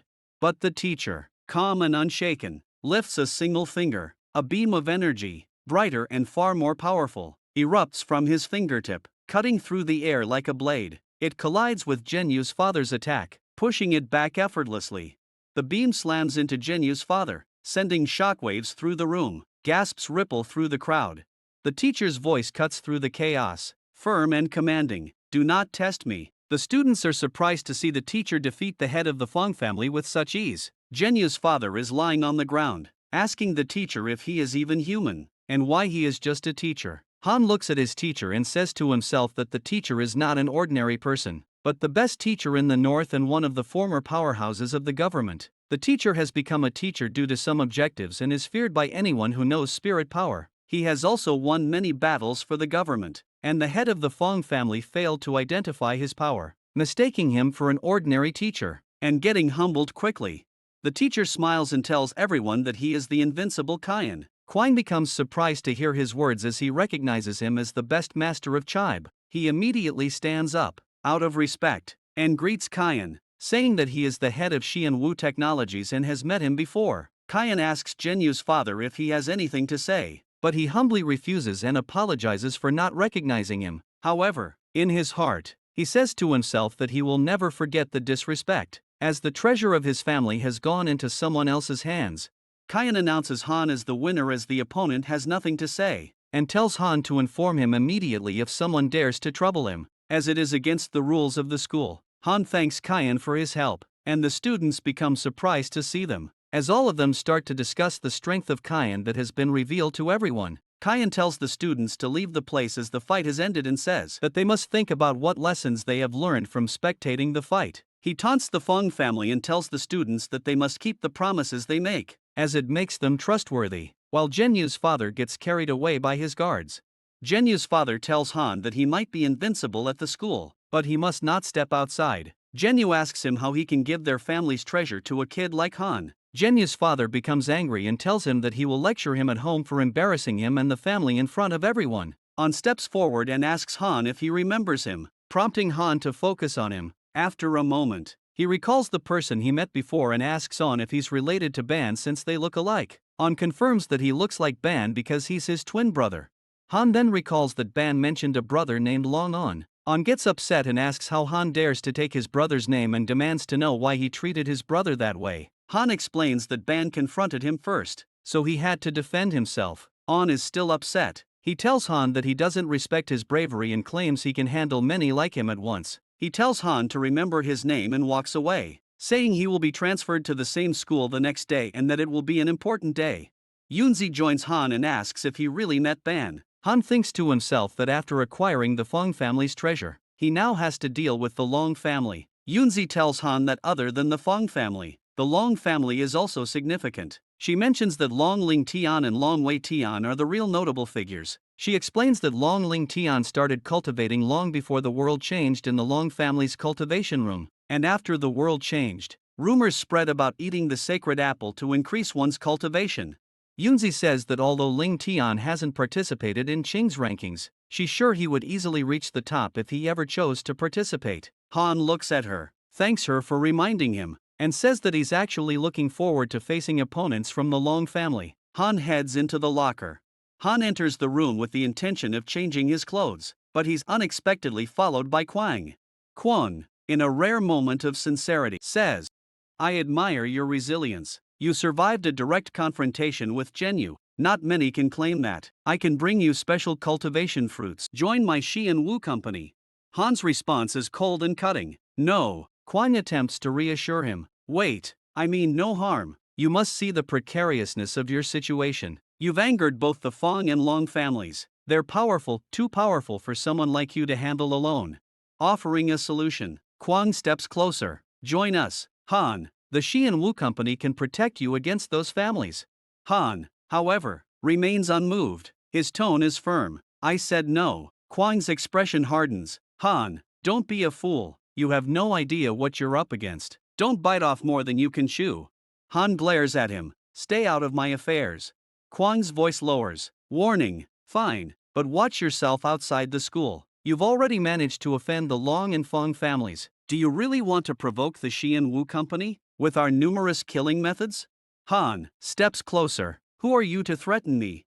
Quang's composure snaps. "I'll break every bone in your body, throw you into a pit of fire, and force you to reveal the treasure tree." In an unexpected move, Han responds with a swift slap to Quang's face. The sound reverberates through the room. Quang falls to the floor. Han glares down at him, his voice icy. "You talk too much." Quang immediately scrambles to his feet, his face red with fury. "Do you want to die?" He lunges forward, ready to retaliate. But before he can act, Yunzi steps in, her voice calm yet commanding. "Quang, stop. Remember the teachings of Kaiyan. The school's rules forbid this." Her intervention halts the escalating conflict. The tension lingers in the air as Quang seethes, but he doesn't dare defy her. Frustrated, Quang gets up and backs away, his voice venomous. "Watch out, Han." As Quang walks off, Yunzi turns to Han. "You've managed to offend all the major families in the city, except mine." Quang pauses mid-step, turning back with a smirk. "Han, are you friends with Ling Shu?" Han's eyes narrow. "What have you done to him?"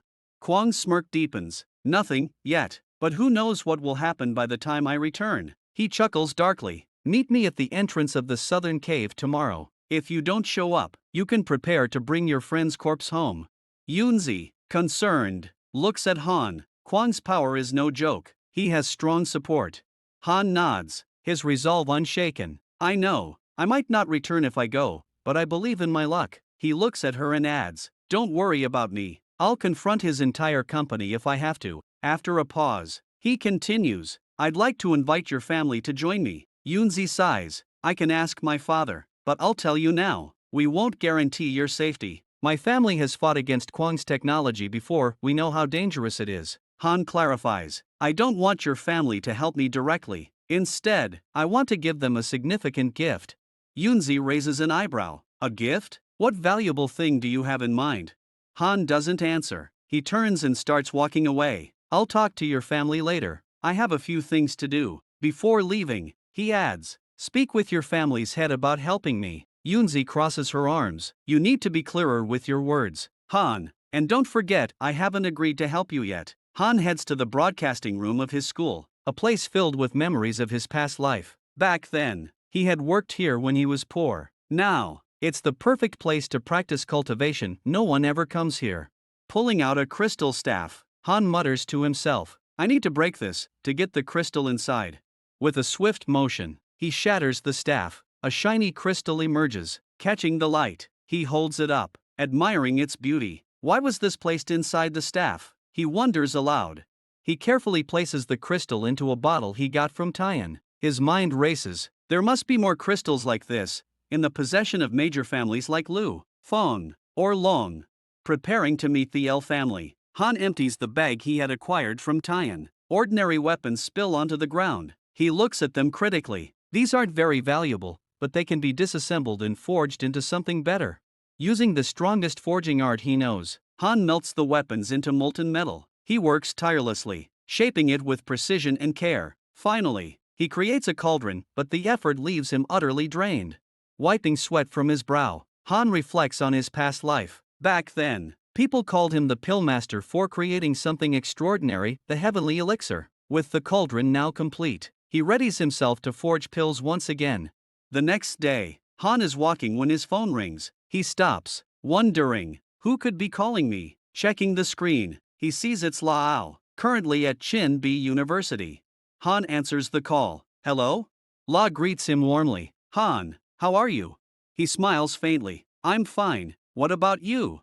She thanks him enthusiastically. I'm doing great, thanks to you. Visiting that nearby mountain was the best advice you ever gave me. La then reveals, I've joined Chin B University. Han pauses, surprised. Really? How did you manage that? He speculates silently. She must have impressed a high official, or maybe even a university supervisor. LA's tone becomes more serious. Han, who are you? And, what's your motive?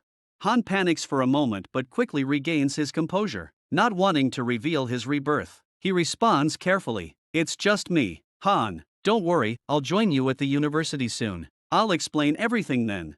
After a moment's hesitation, La agrees, fine, I'll wait for you. She ends the call. As soon as the call ends, an old man, accompanied by several boys, approaches La. The old man, revealed to be the principal of Hua, takes her luggage. His face lights up with joy. La, it's so good to see you. La blushes, embarrassed. Principal, you shouldn't carry my luggage. The principal shakes his head, smiling warmly. Nonsense, you're one of my best disciples. Behind them, the boys whisper among themselves, astonished. Is she, the principal's illegitimate child? One of them murmurs. It has to be, why else would he treat her like this? Another adds. Meanwhile, outside the Liu family residence that night, Yunzi stands alone, wondering, why hasn't Han arrived yet? She starts worrying that he might be in trouble, fully aware that the city's powerful figures are keeping a close eye on him. Suddenly, a Rolls-Royce stops in front of her house. Han steps out, walking toward her with an air of confidence. Yunzi, visibly anxious, immediately warns him, Han, I've invited all the family elders, including my father, for this meeting. Please, don't pull any pranks. If you do, my father will scold me to death. Han smiles reassuringly and says calmly, put your heart at ease. Yunzi, remember the big gift I promised for your family? Reluctantly, Yunzi takes Han inside the house. Standing before her father, she announces, Father, Han has arrived. The room falls silent. All the elders exchange surprised glances, baffled that Yunzi has invited a mere student into their prestigious home.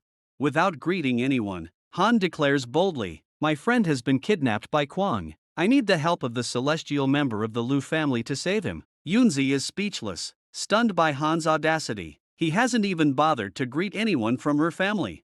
One elder frowns and asks sharply, do you not think it's too much to be invited to our house and immediately start making demands?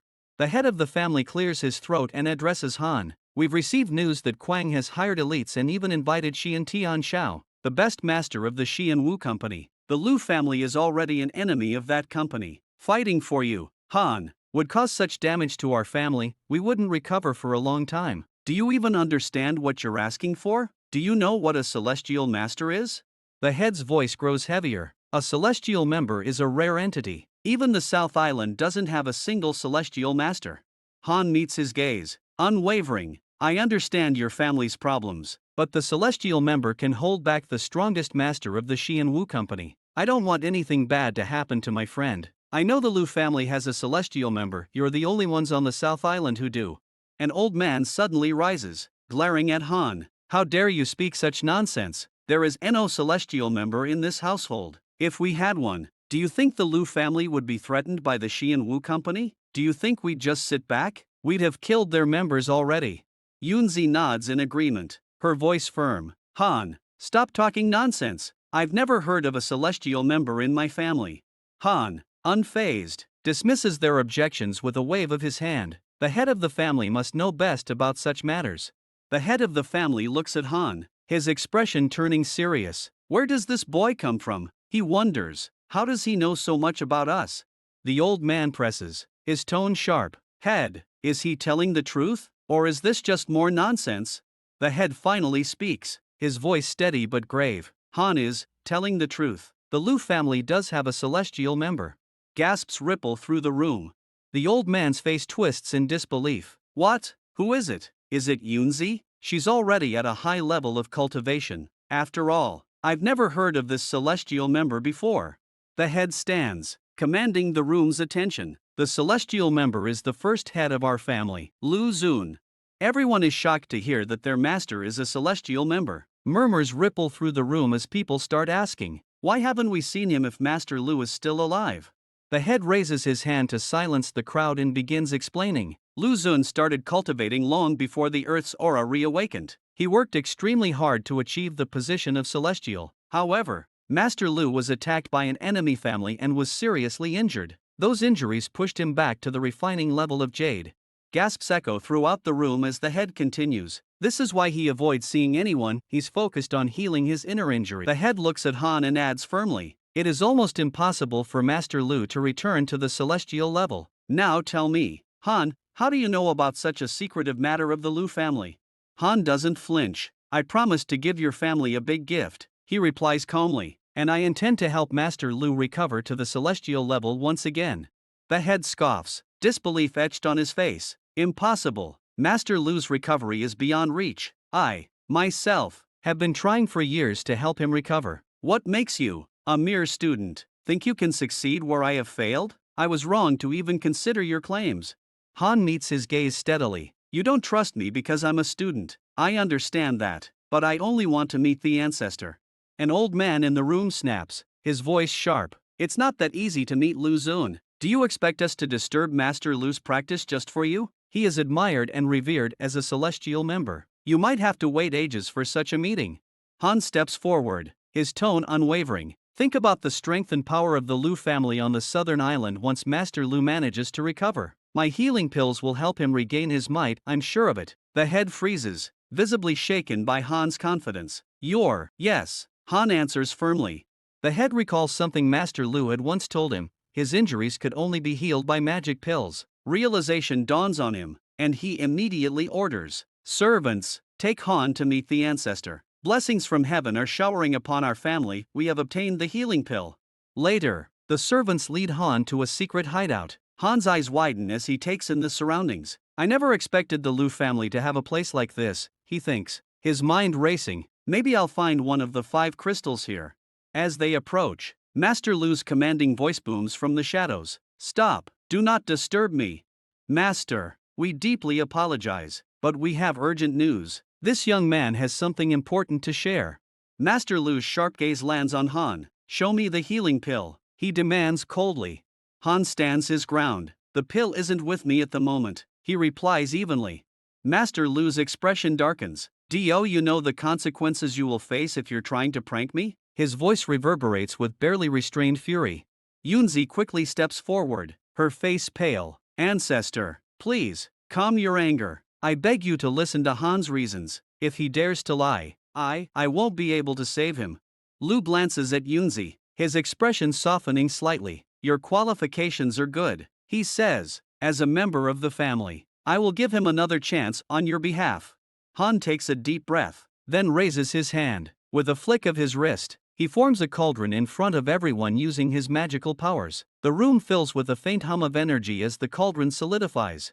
I might not have the pill, Han declares confidently, but I can create one. Lu's eyes narrow, intrigued, surprised to see the cauldron. He realizes that it is the same alchemy that was lost thousands of years ago and is no longer in use. Lu, clearly amazed, tells Han, no one in the past centuries has used this method. He then asks, intrigued, who is your master? Lu is visibly impressed by Han's skills, believing that his martial arts abilities must be extremely splendid, especially considering his immense power at such a young age. Han, with a serious tone, asks, do you trust me now? He adds firmly, I don't want to waste time, I'm here to save someone. He urges Lu, have your family gather the necessary resources for the pill so I can start creating it and help you recover. Suddenly, the cauldron starts to shine brightly, and Yunzi, startled, wonders, what kind of person is Han? She starts questioning herself, whose disciple might he be? Why couldn't I see his abilities more clearly? especially since he's my classmate?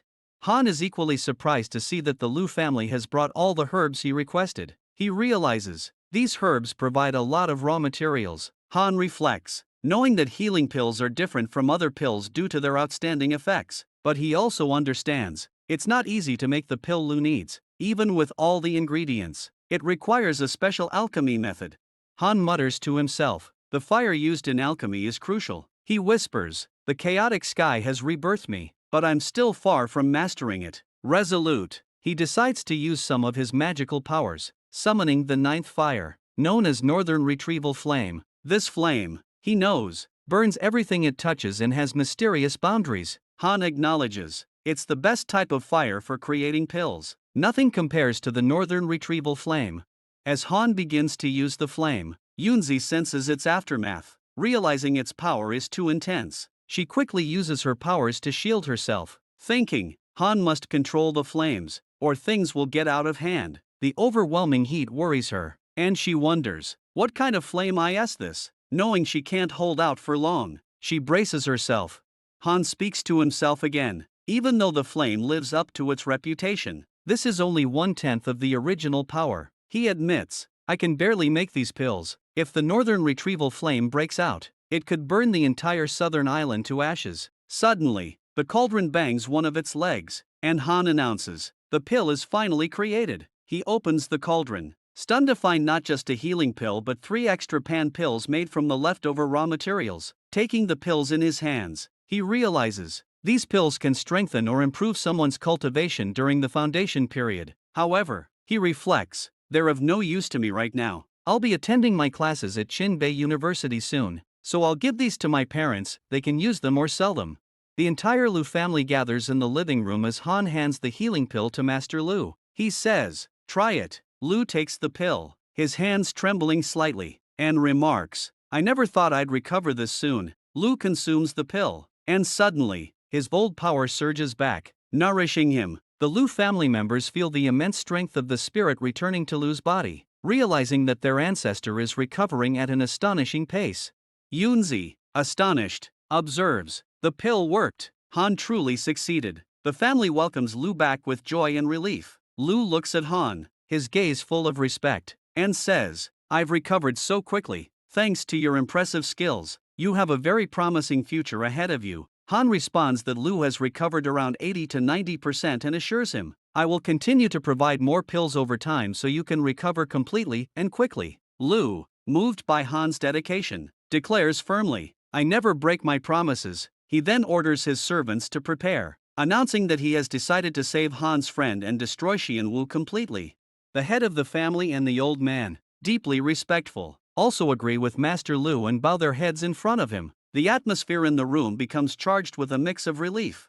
The next day, the Bull King stands at the southern cave location with Silverwing. He asks, do you think Han will come to save Ling Shu and give us information about the treasure tree? He adds, Ling Shu isn't even familiar with Han. Kwang tells him to relax, his tone confident. Han is a very confident and cunning young man, that's why I believe he'll come at all costs. The Bull King, recalling a brief encounter with Han, says, I remember seeing him at Jingshur Canyon with that giant toad. I punched him with such power that I got injured myself. His expression grows serious as he continues. Han's strength is terrifying. He then asks Kwang, do you think Han is hiding his powers, or has he passed through the refining jade realm? Kwang dismisses the idea with a wave of his hand, explaining, I've studied Han's past. He only started cultivating after the Earth's aura awakened. It's not possible for him to have broken through the Jade Realm even if he were sent by the gods. Kwang speculates further. Perhaps he consumed a fruit that temporarily enhanced his power. Still, I admit, it's possible he has passed through the Jade Realm. He advises the Bull King, strengthen your defenses. I've also invited the #1 master of my company, Xian Tian Shao. Kwang's confidence is unshaken as he declares, Han won't escape death. Silverwing interjects, what should we do with Ling Shu after Han reveals the information about the 9-leaf lotus? He notes, Ling Shu may be from a wealthy family, but he has no power. Should we kill him? Kwang, his voice cold, will use Ling Shu as bait to make Han reveal the information about the lotus. Afterward, we'll kill Ling Shu and all his family members. We can't risk news of the lotus flower leaking to the public. Suddenly, Silverwing spots Han approaching. He's here. He alerts everyone, his voice sharp. Kwon remarks, "Well, that was quick." He then asks, "Han, can you provide information about the lotus flower?" Han demands, "Show me my friend first, then I might consider giving you the information." Kwon orders his servants, "Bring Ling Shu." After a few tense moments, Ling Shu is brought forward. He looks at Han, his voice filled with gratitude. "Han, I'm extremely grateful for your rescue attempt," he says earnestly, but then he warns, "Don't put yourself in danger. Kwon has many people positioned to ambush you." The Bull King sneers, throwing Ling Shu to the ground in front of Han with a hard kick to his back. "I've never seen such a talkative hostage," he remarks mockingly. Han, his voice steady and reassuring, tells Ling Shu, "Don't be afraid, I promise to save you." Kwon starts to chuckle at his words. Leon dares Kwon to kill him while lying face down, but Kwon dismisses him, saying he doesn't have time to waste. Kwon then turns to Han, demanding information about the lotus flower and threatening to kill Yang in front of him if he doesn't comply.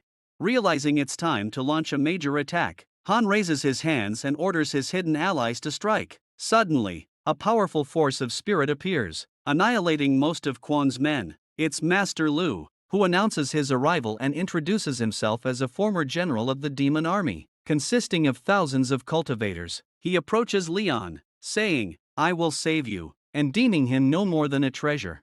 Han feels a surge of happiness, thinking to himself that Master Lu is incredibly strong, having saved his friends so swiftly. Meanwhile, members of the Lu family arrive, eager to eliminate all members of the Xianwu company. They quickly surround the enemies, commanding, "Surrender if you value your lives." Kwon is taken aback by the arrival of the Lu family, wondering how Han wields such power to summon the entire Lu family. He is equally puzzled by the old man who saved Ling, sensing that his strength rivals that of Tian Shao. Ling begins to cry, calling Han his savior, while Master Lu introduces himself to Kwon and warns him, "Be prepared for getting captured."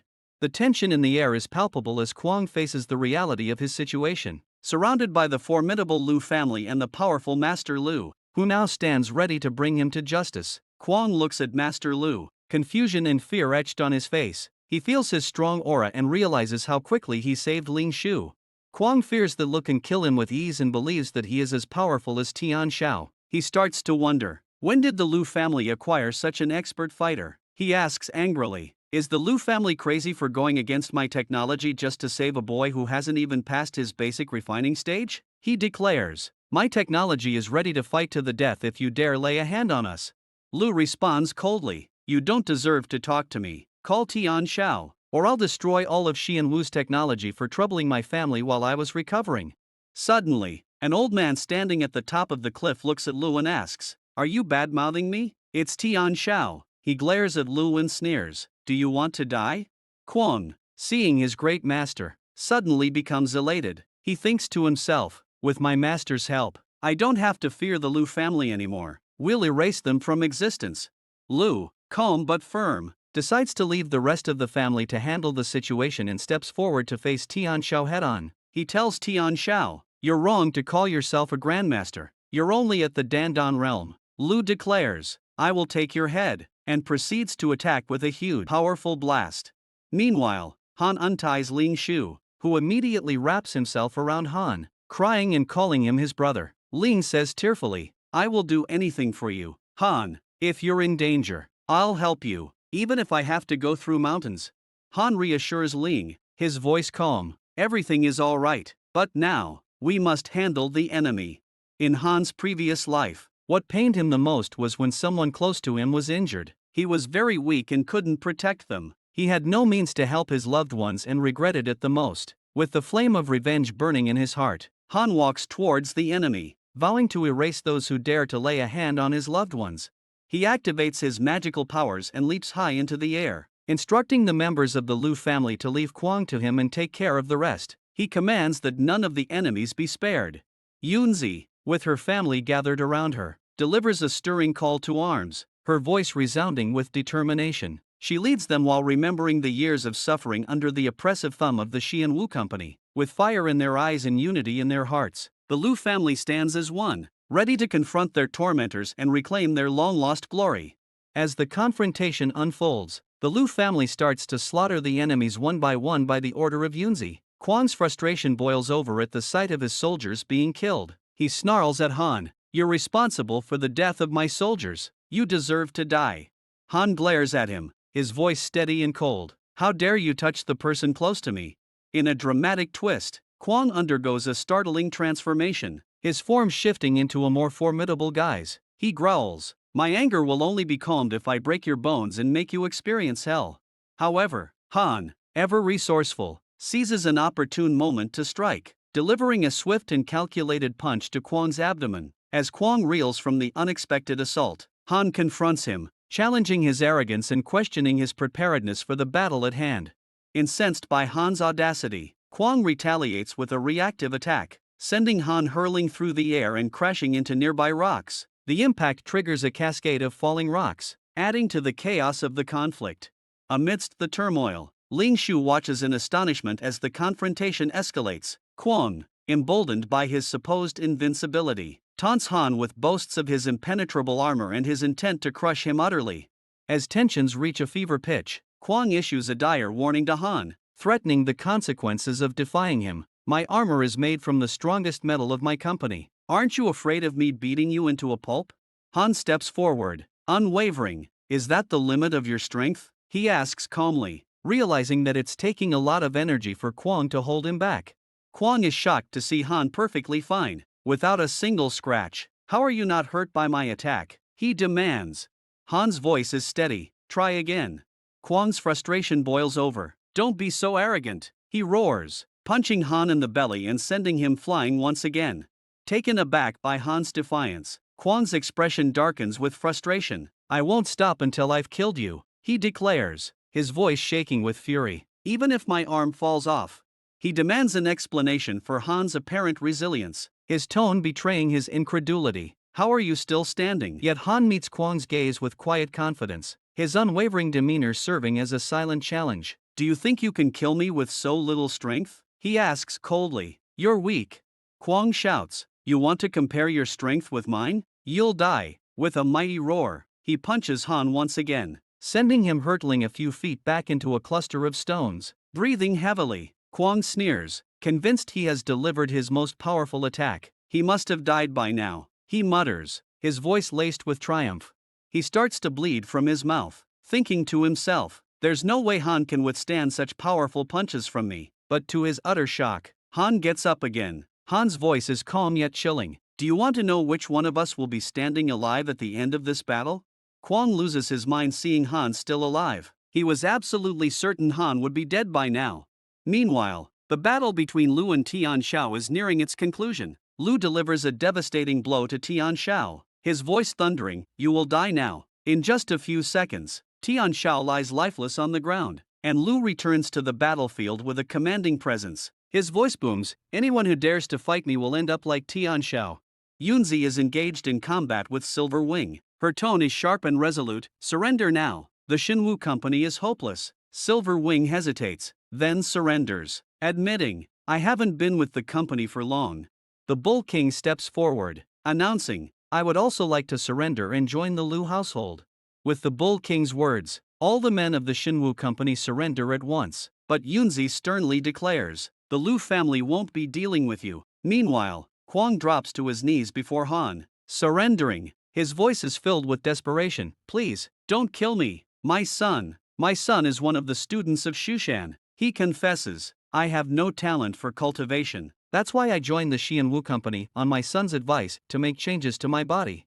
Kwang's tone shifts as he asks Han, "Do you know about the Shushan School of Sword? It's a school for people beyond imagination." He warns, his voice trembling with both fear and malice, "If you kill me, your friends will be in trouble. Something bad will happen to you, and everyone close to you will be in danger." Some members of the Lu family are alarmed to hear this. Kwang's son is at the Shushan school? They murmur, knowing the magnitude of the school's power. They urge Han, "You must keep Kwang alive." Master Lu steps forward, his tone measured yet cautious. "Han, the Shushan school has produced some incredible talents this year, far stronger than the cultivators of the teacher realm." He advises Han, "Be very careful in making your decision." Kwang, sensing an opportunity, smirks and tells Han, You know how insignificant the Lu family is compared to the Shushan school. His smirk grows wider as he begins to make an offer. But before Kwang can finish, Han swiftly swings his sword, severing Kwang's hand from his body. Han's voice is cold and unforgiving. I hate people who bring trouble to those close to me. He steps closer to Kwang, his gaze unyielding. Even if you have connections with the Shushan school, I don't care. If your son comes for me, he'll have to face me. Kwang screams in agony, clutching his severed hand. Master Lu looks at Han, his expression a mix of astonishment and curiosity. How does he have so much confidence? Is he hiding some huge secret? Kwang, now on his knees, trembling, glares at Han. My son is extremely strong, a student of the Shirwan sword. He will kill you if you harm me. His voice rises in desperation and fury. Not just you, your entire family. Everyone close to you will be in danger. They'll all become prey for the Shirwan school of sword. Han swings his sword and cuts another arm of Kwang, thinking he won't be making the same mistake. Not this time, as he has been reborn. Kwang screams out in pain and yells, "What are you doing? Do you want my family to be troubled?" Desperately, he immediately adds, "I'm ready to make peace with you," but Han coldly refuses, saying, "It's too late for you to beg for mercy." His voice sharpens as he continues, "You shouldn't have hurt my friend." Without hesitation, he drives his sword through Kwang's chest. Master Lu, standing nearby, is visibly shocked. He looks at Han and exclaims, "You've messed with a man whose son is a student of the Shushan school. Do you understand what this means? If this matter becomes huge, the Lu family will undoubtedly be involved." Ling, equally surprised by Han's actions, still manages to remark calmly, "I've learned a lot from you, Han." Han then reaches down, plucking a shiny crystal from Kwang's armor. His eyes narrow as he realizes it was with him all this time. He thinks about Kwang's son and mutters, "He cannot be underestimated. He must know how to use the 5-element crystals too." Yet, his confidence remains unshaken. "But he won't withstand me. Not if he ever faces me." Shifting his focus, Han places the crystal into a bottle with the others. Thinking, 2 more to go, Master Lu approaches and says, "Han, if you have any requests, let me know. You've helped us resolve a matter we've been entangled in with the Xian Wu Company for years." Han shakes his head and replies firmly, "I don't need anything. You've already helped me." His tone softens slightly as he adds, "Don't feel indebted to me." Then, turning away, he says, "I have many other things to do." Ling quickly follows, calling out, "Wait for me." The elder of the Lu family, watching Han leave, remarks, "This young man appears fearless." Yunzi, standing beside him, advises, "Try to understand people like Han. They're impressive." Master Lu then orders, "Quickly, cover the corpses of the enemies and clear the area." His curiosity piqued, he becomes eager to learn more about Han's mysterious origins. 3 days later, Han is walking through his school. Students, astonished to see him, whisper among themselves, "Shouldn't he be hiding?" The elder of the Long family is searching for him. Suddenly, Ling Shu joins Han, greeting him with a smile. "Han, I didn't know we'd be attending the same school." Han frowns slightly and asks, "Why are you following me? Don't you need to attend your own classes?" Ling grins and responds, "I'll ask my father to change my class so I can join you. From now on, I'll be following you." Han's gaze shifts to Ling's bodyguards. "What about them?" he inquires. Ling explains, "My father appointed them after a kidnapping incident." Then, turning to the bodyguards, he declares boldly, "Han is like my brother. From now on, he's your boss too. Treat him with the same respect you show me." The bodyguards lower their heads in unison, showing respect. "Understood," they say, greeting Han. Meanwhile, at the Fong family residence, Jimu speaks urgently to his father. "Have you heard the news about the Lu family? They fought with Han and destroyed the Xian Wu Company. It's all over the city." His father's expression darkens as he replies, "The Lu family's elder might have returned. Lu Xiam, the genius cultivator of the Lu family. It's possible he has regained his original cultivation level." Jimu hesitates, then questions, "Do you really think Chen could be responsible?" "It's hard to believe." His father nods grimly, "We cannot ignore this matter. Not when our family's treasure is still in. The family is also after him, meaning the Lu family cannot protect him for long." With a confident smile, he assures his son, "The Long family should never be underestimated."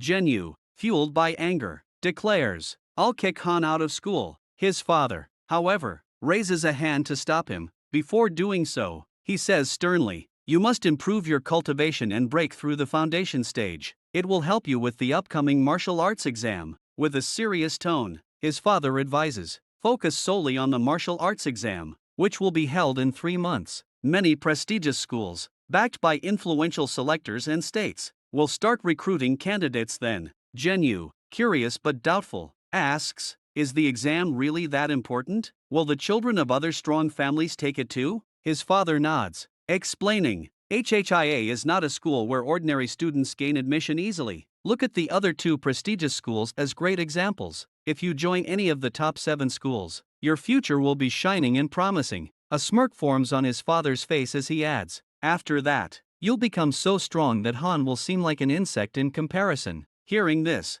Genyu's eyes light up. "I'll begin my practice right away," he declares enthusiastically.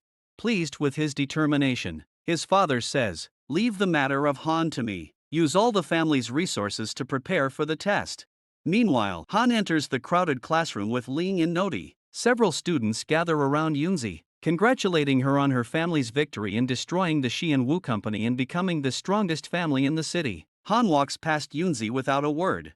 A girl suddenly shouts, "Hey, have you no manners? How dare you not greet Yunzi? Her family helped you against the Xian Wu Company." Ling, waving dismissively, says, "Han is just too lazy to deal with such matters." Han, unfazed, tells Ling, "Ignore her." Together, they walk away, leaving the girl fuming. "Arrogant," she yells, glaring at Han.